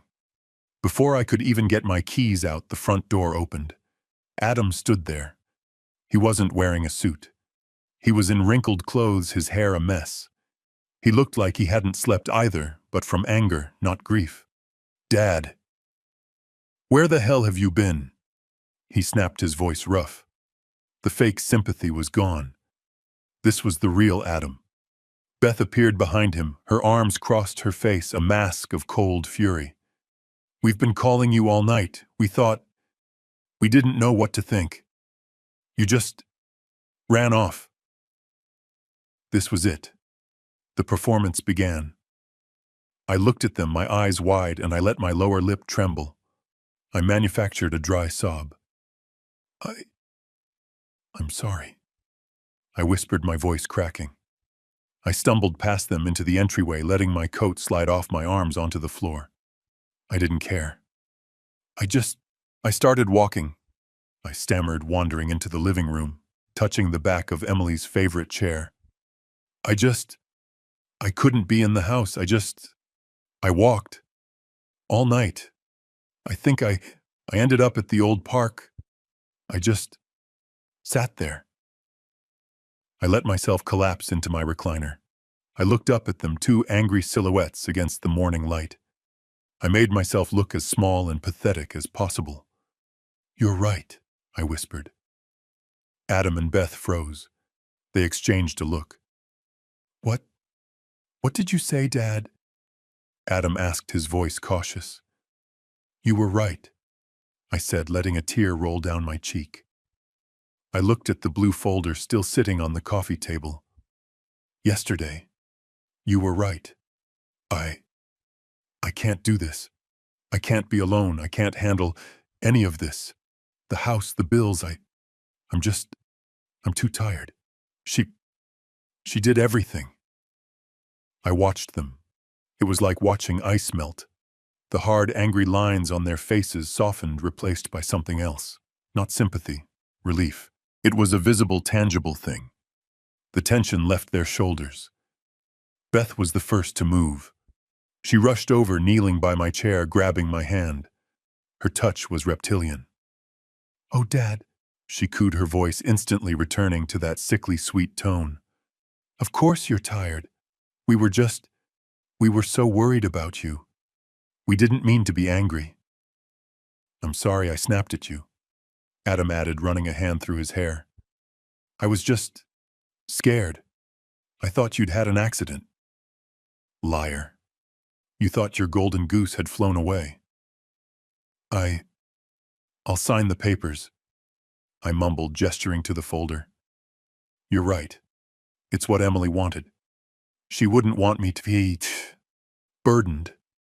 That's the word you used, isn't it? Beth, burdened. Yes, Dad. That's right, she said, squeezing my hand. We just want to take care of you.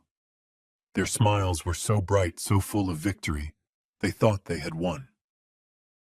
Good, I said, nodding slowly. Good. I let the silence sit for a moment, letting them savor their win. And then I set the hook. But I need a favor, I whispered. Anything, Dad. Anything at all, Adam said, pulling up the ottoman sitting at my feet. The loyal, loving son. I want to have a dinner. Tonight.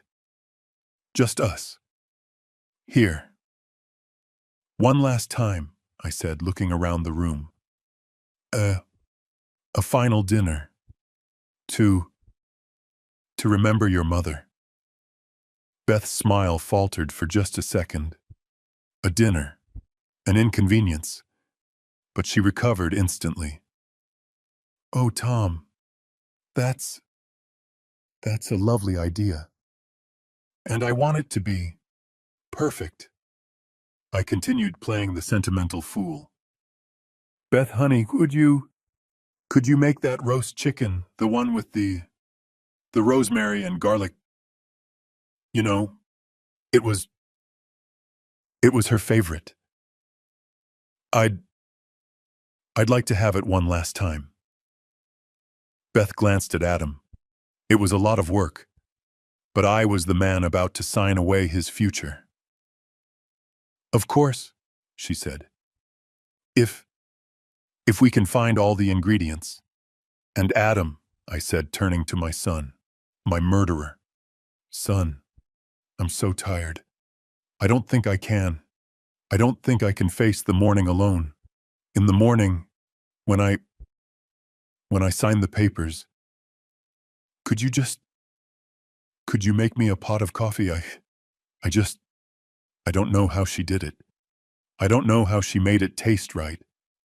But you learned, didn't you? Could you make it for me just like she used to? Adam's face lit up. It was the most genuine, unguarded expression I had seen on him in months. It was a look of pure, predatory triumph. I had just of my own free will asked him for the murder weapon. "Of course, Dad," he said, his voice thick with fake emotion. I'd be honored to." A look of profound relief passed between them. Their victory was so close, so tangible, they could taste it. I had just handed them the perfect sentimental excuse for their final act. "Of course, Dad," Beth said, her voice dripping with that sickening false sympathy again. "We'll make it a beautiful dinner. And the coffee? Adam makes it just like she did." Adam nodded, placing a reassuring hand on my shoulder. The touch felt like a spider. "Don't you worry about a thing, Dad. We'll handle it all." Now came the second part of the plan. I had to get them out. I had to give Rick's team their window. I let out a long, shaky sigh. "Thank you. Thank you. I want it to be perfect. For her." I looked at Beth. "Honey for the chicken. We can't use that old dry rosemary from the jar. Emily? She always hated that. She always used the fresh kind. The kind you get from that fancy grocery store. The gourmet market over in Oakwood." Beth's face tightened. Oakwood was a 40-minute drive one way. "Oh, Dad, I'm sure the kind from the supermarket down the street is fine." "No," I said with a flash of what they would think was just an old man's stubbornness. "No, it has to be the fresh kind. From that store. And the wine. We need the wine." Adam looked at his watch. "What wine, Dad?" The one we had on our 40th anniversary." I said, dredging up a real memory, the taste of it now like ash in my mouth. That expensive red one. From California. I can't remember the name, but I'd know the bottle if I saw it. They have it at the gourmet market." They were getting annoyed. I could see it. This was an errand, an obstacle. "We can go later," Adam said, dismissive. "No," I pleaded, putting all the fake fragility I could into my voice. I'd like to go now.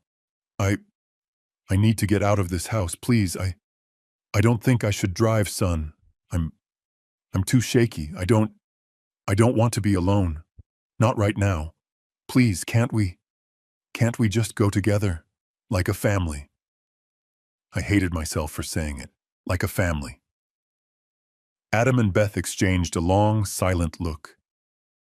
I could read their minds. Humor him. Humor the broken old man. One signature. One pot of coffee. And it's all over. Just humor him. Beth was the one who broke. She forced a bright, brittle smile. "Of course, Dad. Of course we can. We'll go right now. Won't we, Adam?" Adam sighed, the sound of a man deeply inconvenienced. Yeah, fine. Let's go. Go get your other coat, Dad. That one's dirty." I looked down at the mud on my coat from my escape. "Oh, yes, you're right." I walked slowly up the stairs, giving them time to grab their keys. I went into my bedroom and took off my coat. I looked in the mirror. My face was a gray mask. I was a puppet, and they were pulling my strings. But they didn't know who was pulling their strings. We got into their car, a black luxury SUV, that I now realized my money had probably paid for. I sat in the back, like a child. It was perfect. As Adam pulled out of the driveway, I stared at my house. I thought about Rick's team poised in the shadows waiting. The drive was agonizing. They tried to make small talk. "A lot of people came to the funeral," Beth said from the front seat. "The garden club sent a huge arrangement." "That was nice," I murmured, staring out the window. I watched the cars behind us. 2 cars back, a plain gray sedan. It stayed with us, a silent guardian angel. Rick. When we got to the gourmet market, I put the plan into action. I became the most indecisive, confused old man they had ever seen. "Oh, I don't know," I mumbled, staring at the wall of wines. It, it had a red label. Or maybe it was blue. "Dad, there are 100 red labels," Adam said, his patience wearing thin. I know. Just give me a minute." I picked up bottles. I squinted at the labels. I asked a clerk for help. I made him describe 5 different Cabernets. I saw Beth tapping her foot, scrolling furiously on her phone. "How about this one, Dad?" Adam said, grabbing a random bottle. "This looks good." No, that's not it." I shuffled to the produce section. "The rosemary. It has to be fresh." I picked up bunches. I smelled them. I put them back down. I was burning time. 1 minute at a time. My phone in my pocket vibrated. A single short buzz. The signal. Rick's team was in the house. I let out a slow breath. I had to give them more time. "You know, I think I need to use the restroom." Adam's head snapped around. "Dad, now." "I'm sorry, son, my prostate." I walked deliberately slowly to the back of the store. I spent 5 minutes in the restroom. When I came out, Adam and Beth were standing by the checkout, their faces like thunder. "Okay," I said, shuffling back to the wine. I grabbed the first bottle I saw. "This one. This is it. I remember now. And the rosemary." I grabbed a bunch. We paid. The ride home was silent. They were done with me. They were done with my grief. They just wanted the signing. They just wanted the morning.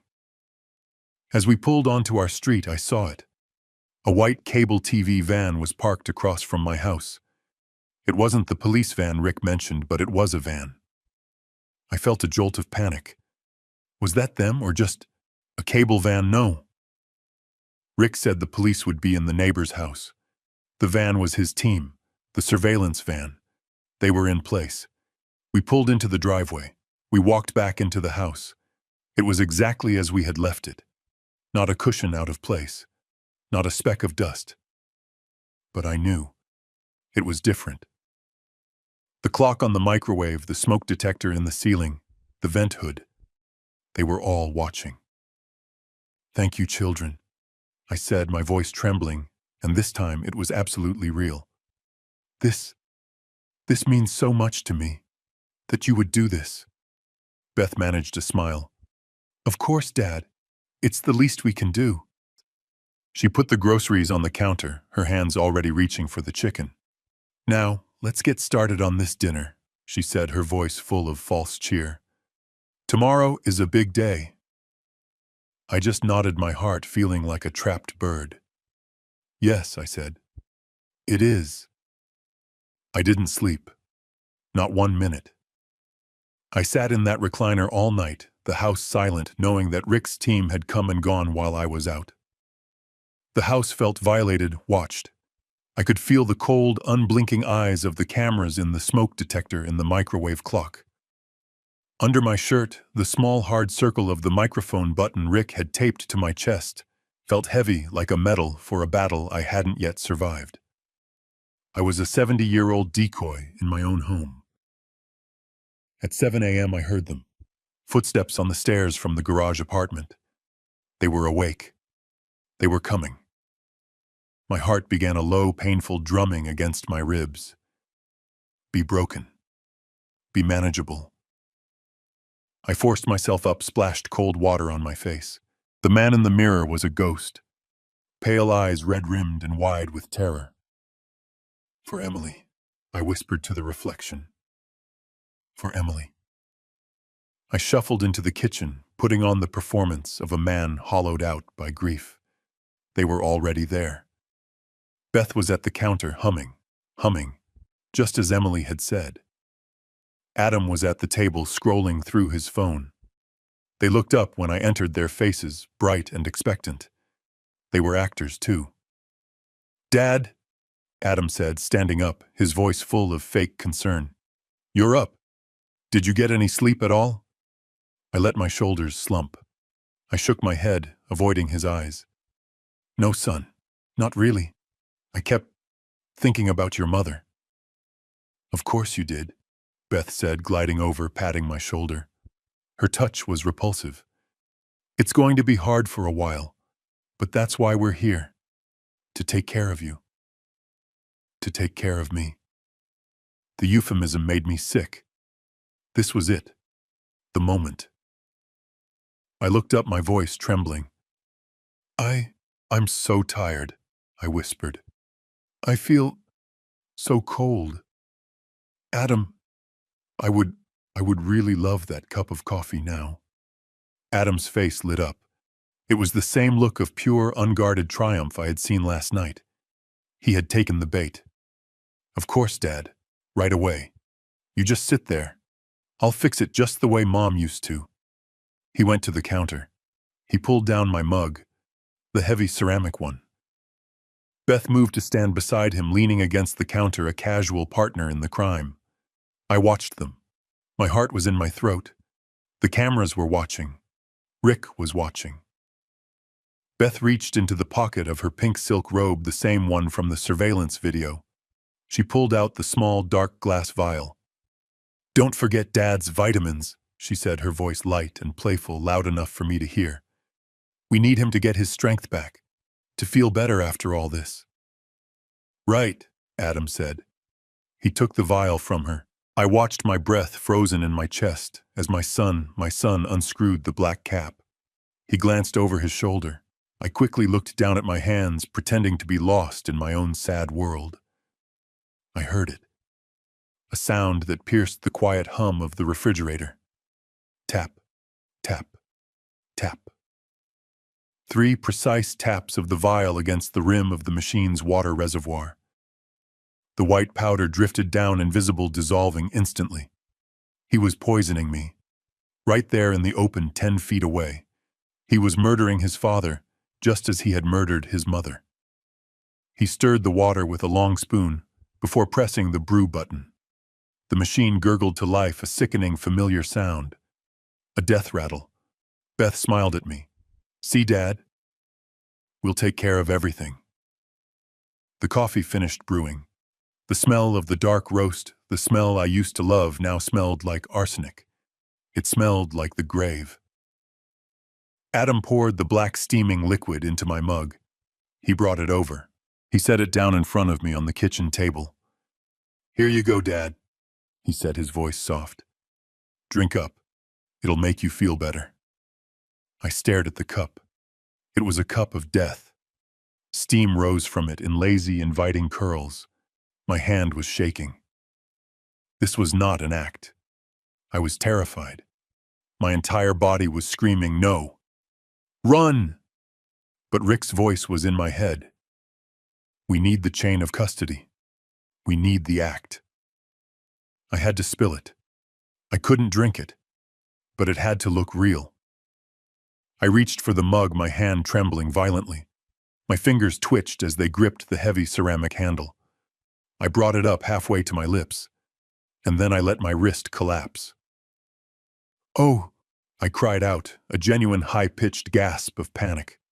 The mug crashed onto the table, the scalding, poisonous liquid exploding everywhere. It splashed onto my lap, onto the floor.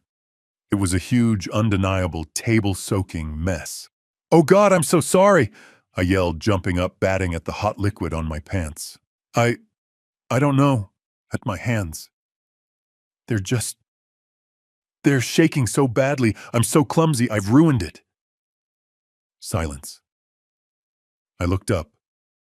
Adam and Beth were staring at the spilled coffee, their faces frozen. It was not concern. It was not sympathy. It was pure, unadulterated fury. All that careful measuring, all that poison, wasted, spilled on the floor. Adam's jaw was clenched so tight a muscle jumped in his cheek. Beth's eyes were slits. They were staring at the puddle on the floor like it was a pool of liquid gold. I'm so sorry, Adam. I stammered, grabbing napkins, dabbing uselessly at the mess. I ruined it. Adam took a deep, sharp breath. He was visibly trying to control his rage. It's, it's fine, Dad. It's fine, just sit down. I'll, I'll clean it up. But I, I still, I still really need that coffee. I whimpered, playing the part of the distraught child. I was shaking. I'm just so cold. Please, son, I'm sorry to be such a bother, but could you please just make me one more cup? Adam stared at me. His eyes were murderous. He wanted to scream. I could see it. He looked at Beth. She gave him the tiniest, almost invisible nod. Do it again. We have to. He's signing the papers. Adam's breath hissed out between his teeth. Fine. He bit out, his voice clipped. Yeah. Fine, I'll make another pot. He turned his back to me. He grabbed a new mug. He went to the sink. And Beth reached right back into her pocket, her face a mask of cold, impatient determination, and pulled out the vial again. I watched them. And in the surveillance van 2 streets over, I knew Rick Sanchez was watching too. Got you. I thought, my heart pounding with a terrible, agonizing victory. Got you again. The second cup of coffee sat on the counter. The poisoned one. I left it there. I knew they were watching it, willing me to drink it. But the next step in the plan was the dinner. The hours passed in an agonizing, slow-motion crawl. The tension in the house was so thick, I felt like I was wading through wet cement. Beth was in the kitchen, and the smell of roasting chicken and Rosemary Emily's smell filled the house. It was a grotesque mockery. Adam sat in the living room pretending to read the newspaper, his eyes constantly flicking from me to the kitchen and back to the untouched cup of coffee on the counter. Aren't you going to drink your coffee, Dad? He asked, his voice casual but laced with a sharp, nervous edge. In a minute, son, I mumbled, pretending to be half asleep in my recliner. Just resting my eyes. The smell of the chicken. It's wonderful, Beth. Thank you, Tom, she called from the kitchen, her voice brittle and fake. It's almost ready. I hope it's just like she used to make. You'd know, I thought. You probably watched her make it 100 times while you were planning her death. Finally, she called us to the table. The dining room table. The one I had built myself from a single piece of black walnut 40 years ago. She had used Emily's best china. The silver. The lace tablecloth. It was a perfect performance of a loving family dinner.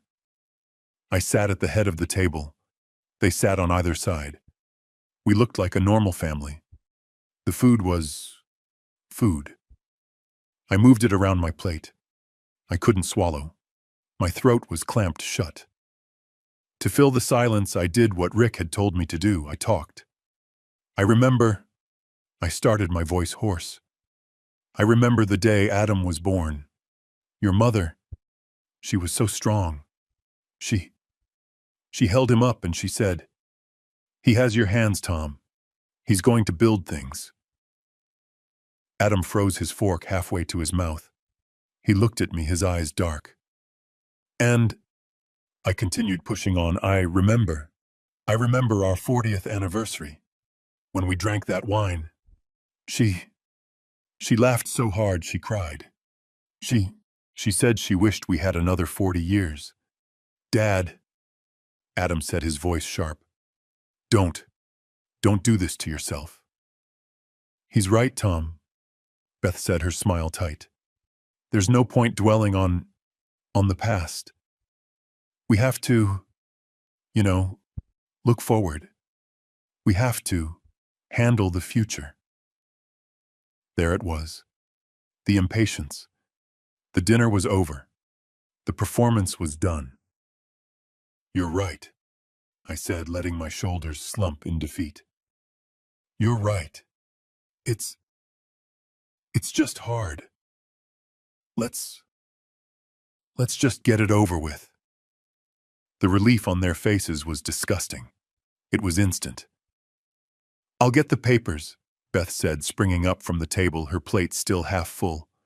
She returned from the living room and placed the blue legal folder in front of me right on top of Emily's china. She clicked a pen and handed it to me. "It's all set, Dad," Adam said, standing up, moving to stand behind me, looking over my shoulder. "Just sign where Beth marked the little yellow tabs. It's for the best." I picked up the pen. My hand was rock steady. The fear was gone, replaced by a cold, hard clarity. This was it.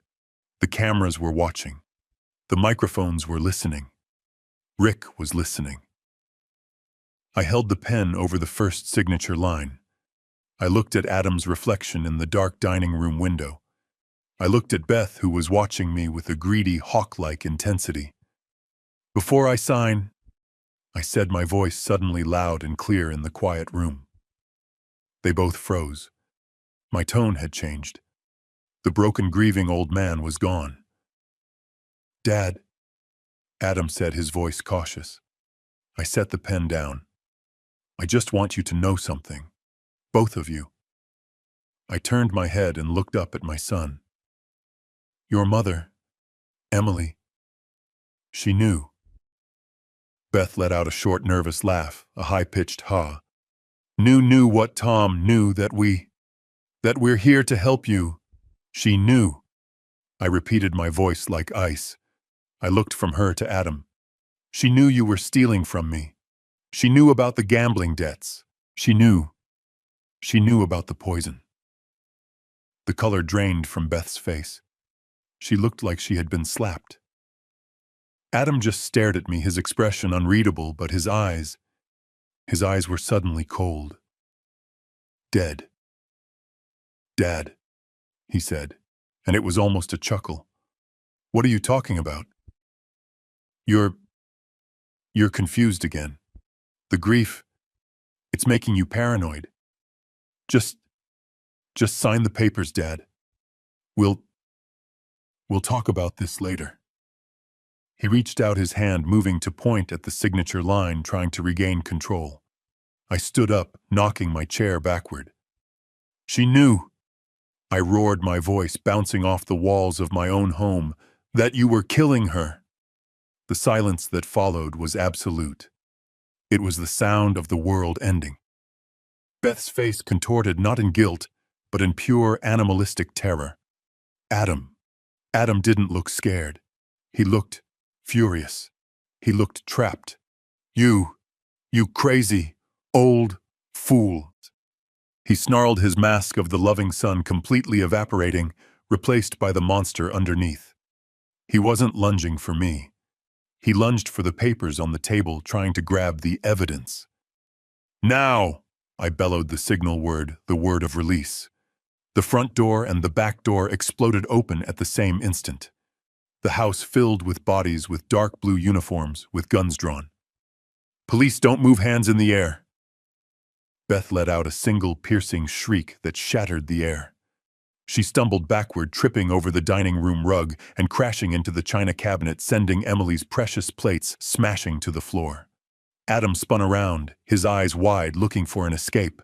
He tried to bolt for the back door, but two massive detectives tackled him, slamming him against the wall, right under a painting of Emily's roses.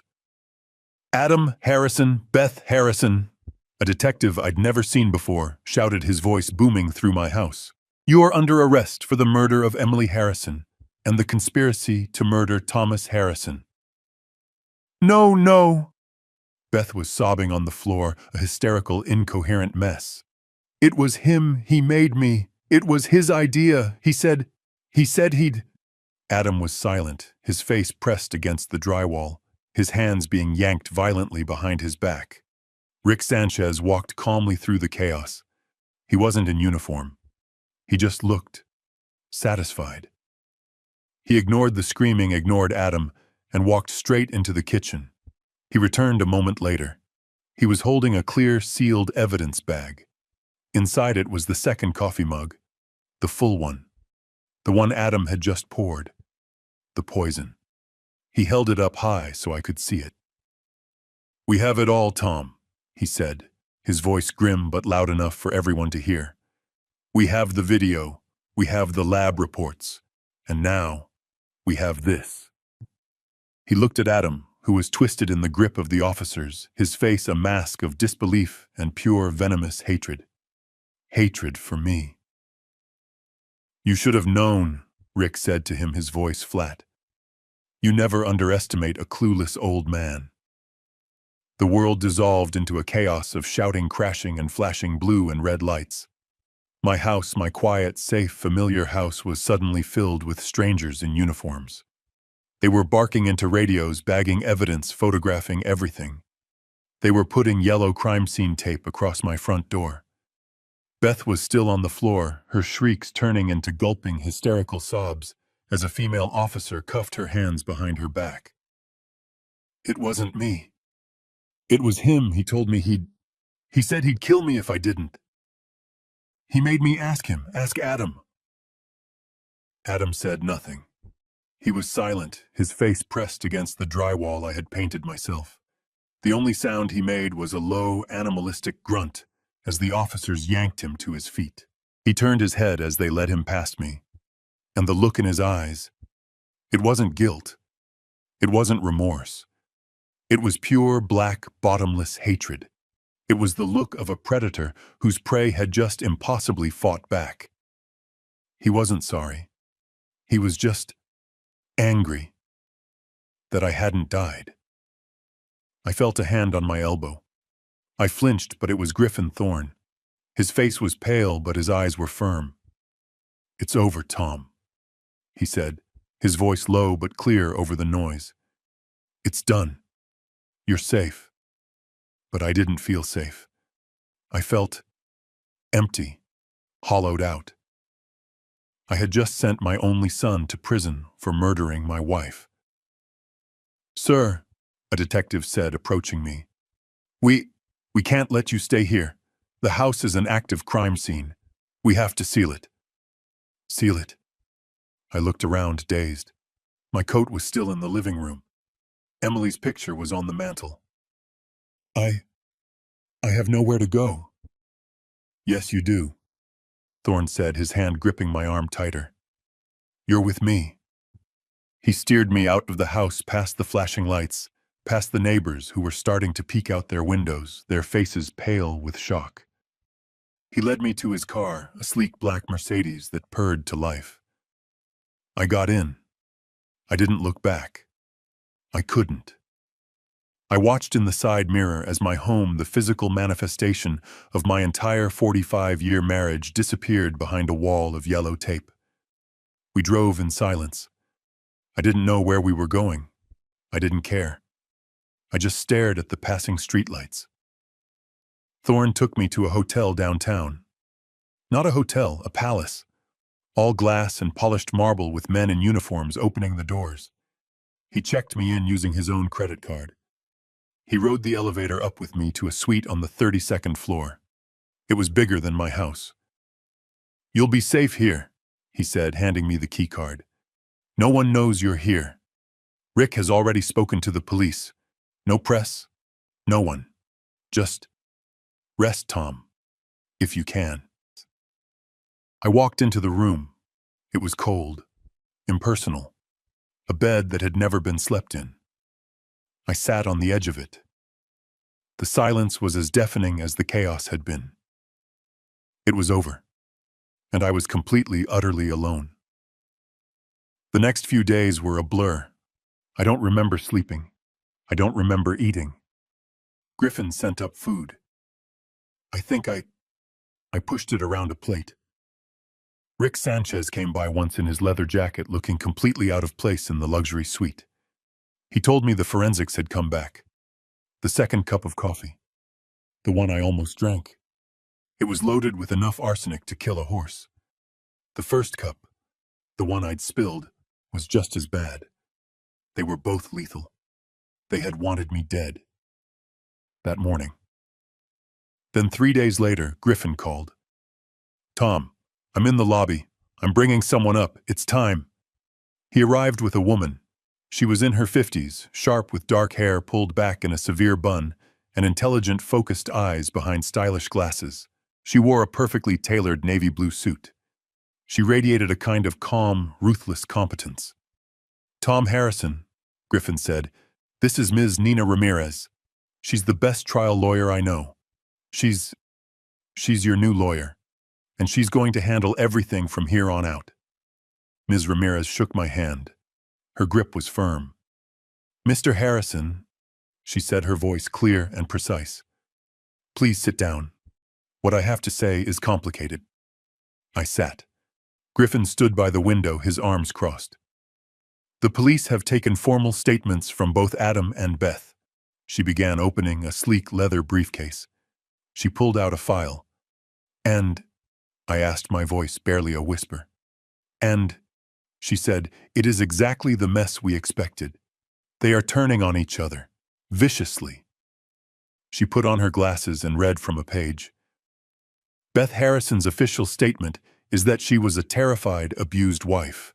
She claims Adam was a violent sociopath who was secretly in massive debt to loan sharks, which we've confirmed is true. She claims he murdered Emily on his own, slowly over months. And she claims he threatened to kill her and her entire family if she didn't help him poison you. She claims she was a victim acting under extreme duress." A flicker of, could she have been? Ms. Ramirez looked at me over the rim of her glasses, as if reading my mind. "It's a compelling story," she said. "She's very convincing. She cried through the entire 9-hour interrogation." And Adam?" I asked, my heart aching. "Adam," she said, flipping the page, "has a different story. Adam claims Beth was the mastermind." I stared at her. "What?" "His statement is that Beth was the one obsessed with money, that she was the one who was desperate to sell the house and move up in the world. He claims she found the arsenic and warfarin online, that she researched how to administer it in slow doses. He claims she was the one who poisoned Emily, and that she blackmailed him into helping her poison you. He claims he only played along because she threatened to go to the police and frame him for Emily's murder, which is exactly what she is now doing." A new wave of sickness washed over me. It wasn't just murder. It was a snake eating its own tail, a pit of vipers. So which one is it?" I asked. Who is lying?" Ms. Ramirez took off her glasses. She looked at me, her expression a mix of pity and professional resolve. "Tom," she said, "I think you know the answer to that." "They're both lying," I whispered. "They're both lying," she confirmed. "They were in it together, from the start.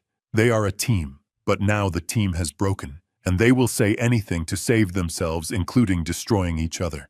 This is going to be the ugliest trial you have ever seen." She paused, then took another document from her briefcase.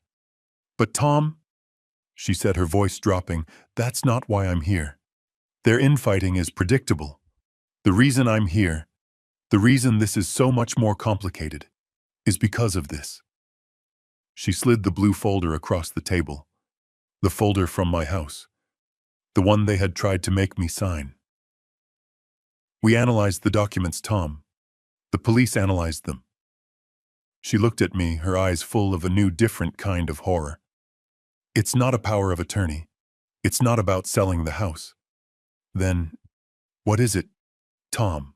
she said, her voice soft but clear. "It's a confession. It's a fake suicide note. And it's in your name." I looked at the blue folder. It was the same one. The same one Beth had placed on my dining room table, the one Adam had stood over me demanding I sign. I don't understand," I said. It was a power of attorney. Beth said, they said it was to sell the house." Ms. Ramirez shook her head, her expression a mix of pity and cold anger. "That's what they told you, Tom. That's what they wanted you to believe in case you glanced at it. They were counting on you being too grief-stricken to actually read it." She opened the folder and took out a stapled set of papers.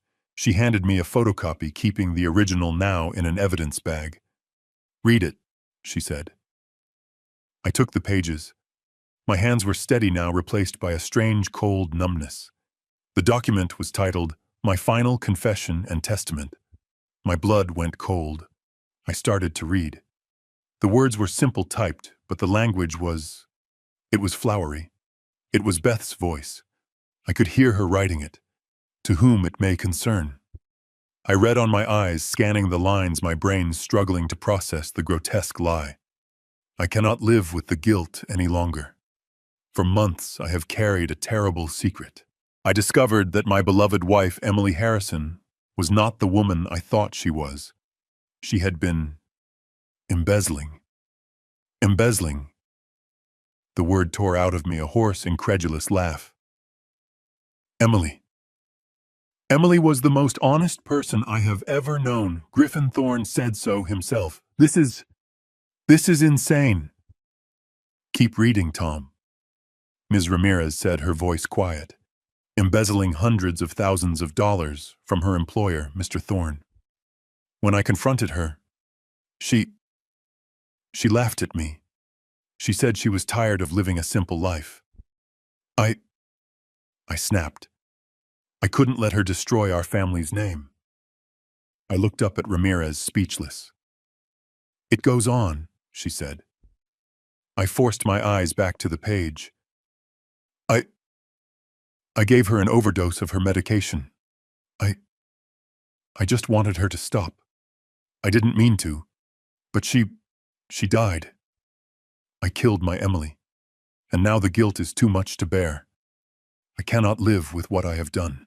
I have been taking the same medication myself, a little bit every day in my coffee. The cup, the coffee, the second pot. It wasn't just to get my signature. It was the final act. And now I am ready for it to be over. I am taking the rest of it. I am going to be with my wife. I, Thomas Harrison, being of sound mind, do hereby confess to the murder of my wife, Emily Harrison. And with my final act, I bequeath my entire estate, including my home, my workshop, and all my savings, to my only son, Adam Harrison. He is innocent. He knew nothing of this. Please, forgive me. I dropped the papers. They fluttered to the carpet of the luxury hotel suite. I couldn't form the words. Yes, Ms. Ramirez said, her voice hard as diamonds. It's a full confession to her murder and a suicide note all in one. It neatly explains her death by poisoning and your death by poisoning. And it leaves your son, the innocent son, with absolutely everything. The house, the insurance money, everything. The pieces didn't just fall into place. They slammed together with the force of an explosion. The plan wasn't just to get me to sign away the house. This was never about the house. This was the real plan. They murdered Emily. They started poisoning me to make me look sick, old, and depressed. They wait for her funeral when I'm at my lowest, most broken point. They hand me these papers, counting on me being too devastated to read them. I sign my name, confessing to their crime. And then, the coffee. The second pot of coffee that Adam made. The one Rick's team now had in an evidence bag. That was the final dose. The lethal one. They would have discovered my body. They would have called the police, heartbroken. Our father, he was so upset. He just wasn't himself. We found this note. Oh my God. It was perfect. It was diabolical. They weren't just going to kill me. They were going to erase me. They were going to make me the monster. They were going to murder my wife, murder me, and then have the whole world pity them for having a killer as a father. I stood up. The room was spinning. I walked to the vast window and looked down at the city 32 floors below. They hadn't just underestimated me. They had seen me as a prop, a final messy detail to be cleaned up. "Tom," Griffin Thorne said, his voice a low growl from behind me. He had been silent this whole time, letting me absorb it. "That woman, that lawyer, she just confirmed the motive." I turned around, confused. "What motive?" "Adam is in debt for $2 million, Thorne said. Emily found out. He wasn't just stealing from you. He had tried to embezzle from me. Emily caught him. She blocked his access. She threatened to expose him. So he killed her. I whispered, the full, ugly truth finally settling. He killed her to silence her, Thorne said. And he was killing you to pay his debts, her life insurance, your savings, the sale of the house. It all went to the innocent, grieving son. This note, he pointed to the papers on the floor, was their masterpiece. A cold, pure rage filled the void that grief had left. It was a carpenter's rage. It was a builder's rage. They hadn't just tried to kill me. They had tried to destroy my name. They had tried to destroy her name. Ms. Ramirez, I said, my voice shaking, but not with fear, with fury. I want them to pay. I want them to pay for what they did to her. I want them to pay for what they tried to do to me. I want justice. Nina Ramirez stood up. She picked up the papers and slid them back into the evidence bag. Tom, she said, a small, grim smile on her face. With this note and that second pot of coffee, we're not going to get justice. She looked at Griffin Thorne, then back at me. We're going to get a slaughter. I couldn't breathe.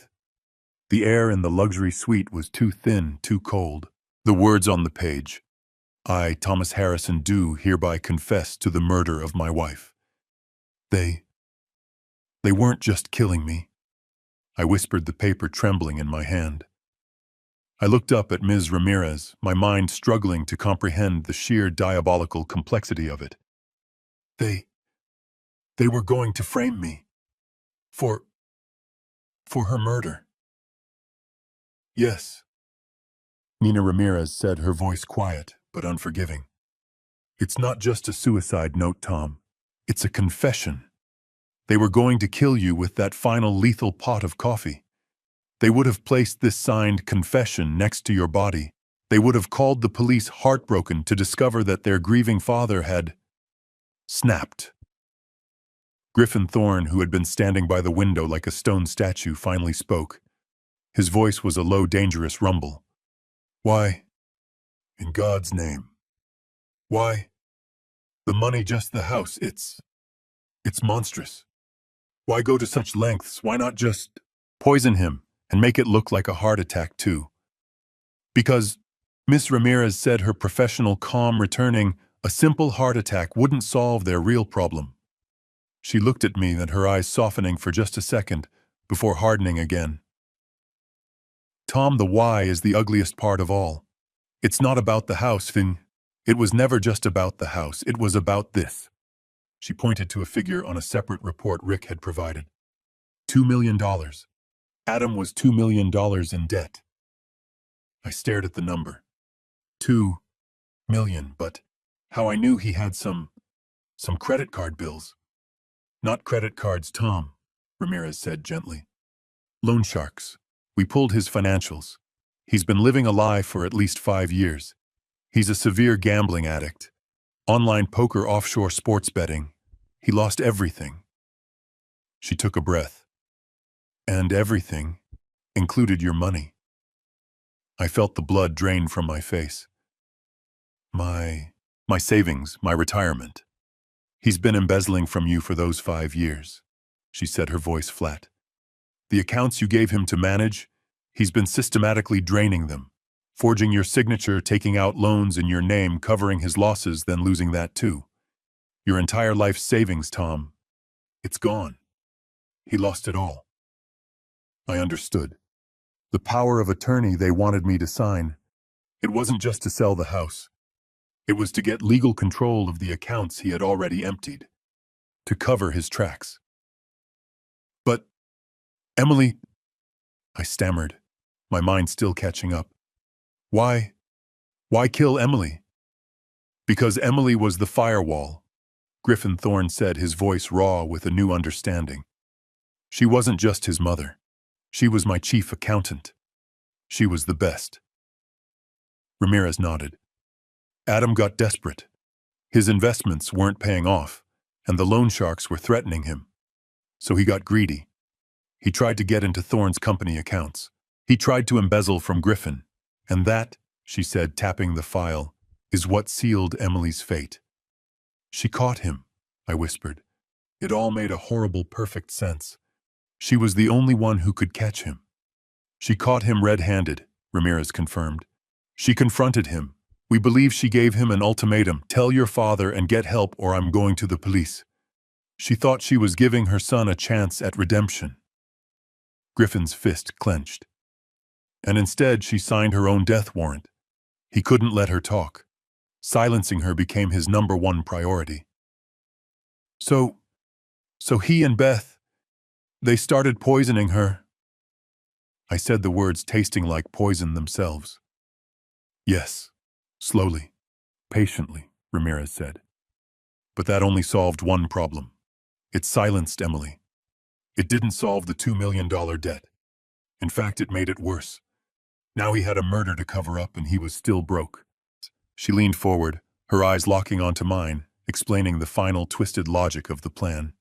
He needed money, Tom, fast, and he needed a lot of it.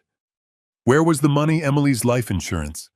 A very generous policy from Mr. Thorne, which named you as the sole beneficiary.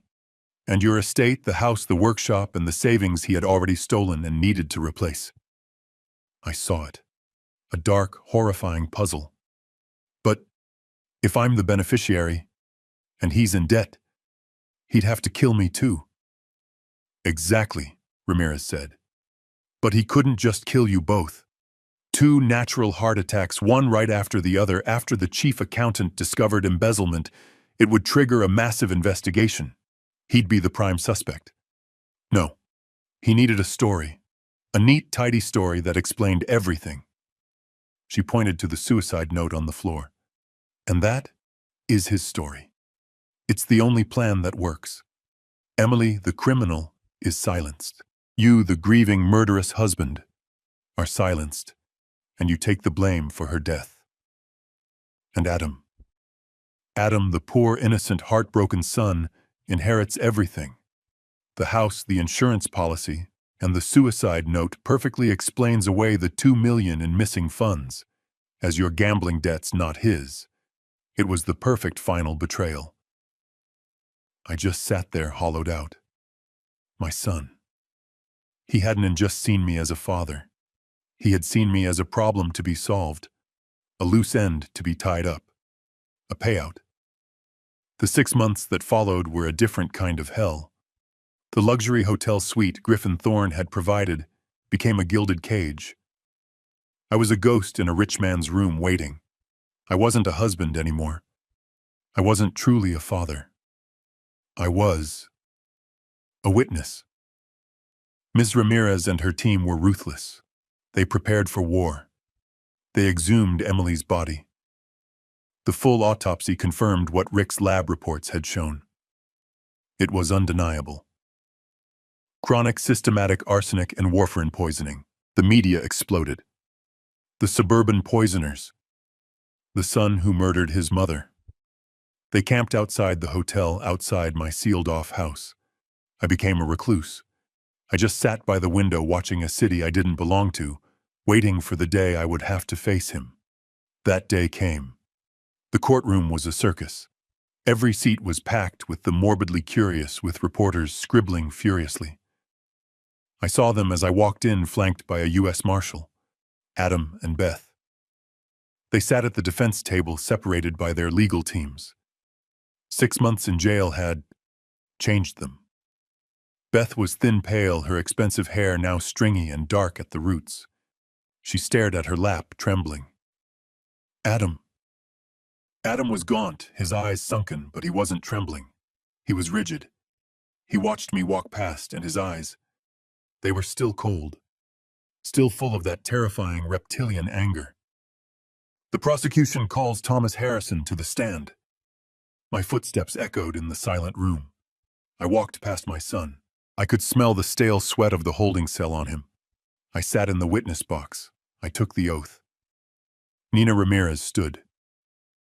Mr. Harrison, please in your own words tell the jury what happened on the morning of March 5th, the day after your wife's funeral. I told them. My voice was steady. It was cold.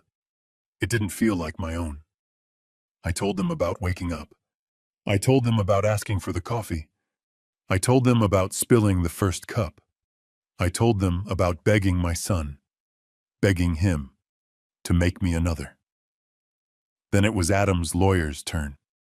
A slick, expensive man. Mr. Harrison, you were grieving. You admit you hadn't slept. You were exhausted, confused. Isn't it possible you misunderstood what your children were doing? Isn't it possible they were just trying to give you a vitamin that your grief has made you paranoid? I turned very slowly and looked at my son. I locked eyes with Adam. He stared back defiant. I turned back to the jury. 12 strangers. A middle-aged mother. A young man who looked like a construction worker. An old woman who looked like someone's grandmother. I am 70 years old.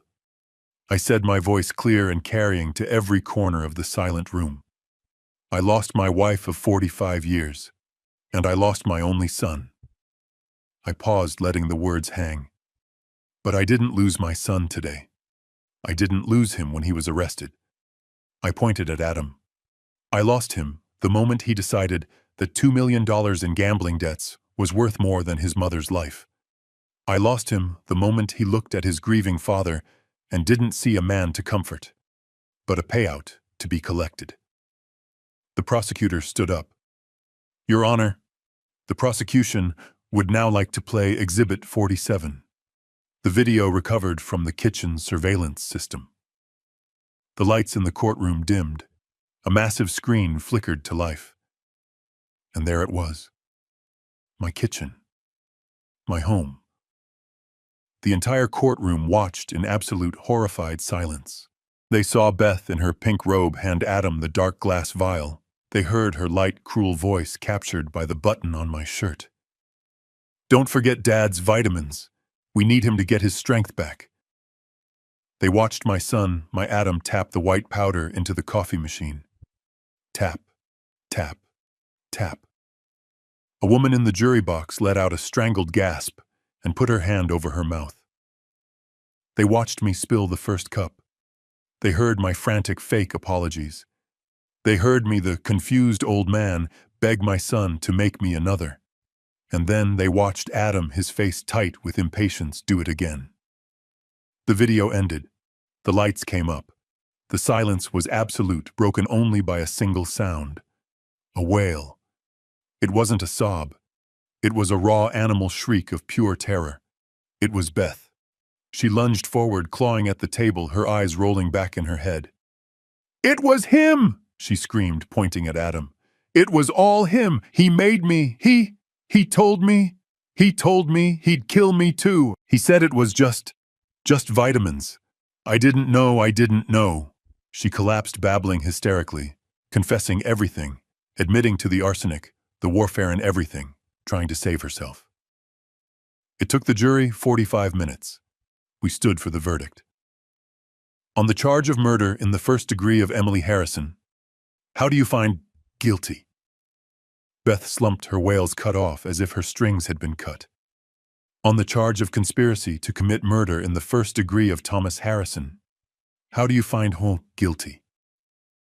Adam just stood there. He didn't move. He didn't blink. He just stared straight ahead. The sentencing was 2 weeks later. It was a formality. The judge looked down at them, his face a mask of pure disgust. Adam Harrison, Beth Harrison, for the cold, calculated, and monstrous murder of your mother and mother-in-law, and for the diabolical conspiracy to murder your father and frame him for your crimes, this court sentences you both to 2 consecutive terms of life in prison, without the possibility of parole. Life. Beth fainted, slumping to the floor. Adam. Adam just nodded. As they cuffed him, he turned. He looked at me one last time. His eyes were empty. The hatred was gone. There was nothing. Nothing left at all. I stood up. I walked out of the courtroom past the crush of cameras, past the reporters shouting my name. Griffin Thorne was waiting on the steps, the same place he'd been waiting for me, just 6 months ago, a lifetime ago. He didn't say anything. He just put a hand on my shoulder. It was over. Thomas's tragic story shows how bottomless greed can turn the people you love most into monsters.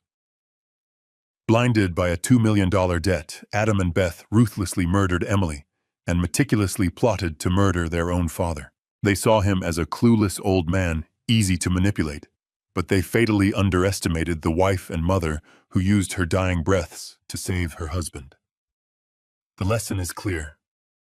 The truth always has a way of coming out. The most vicious betrayals are almost always hidden behind the sweetest smiles and what feels like absolute trust. Do you believe greed can truly drive people to such horrific crimes? Was Adam and Beth's fake suicide note confession the ultimate act of betrayal? Let me know what you think in the comments below. And don't forget to like and subscribe.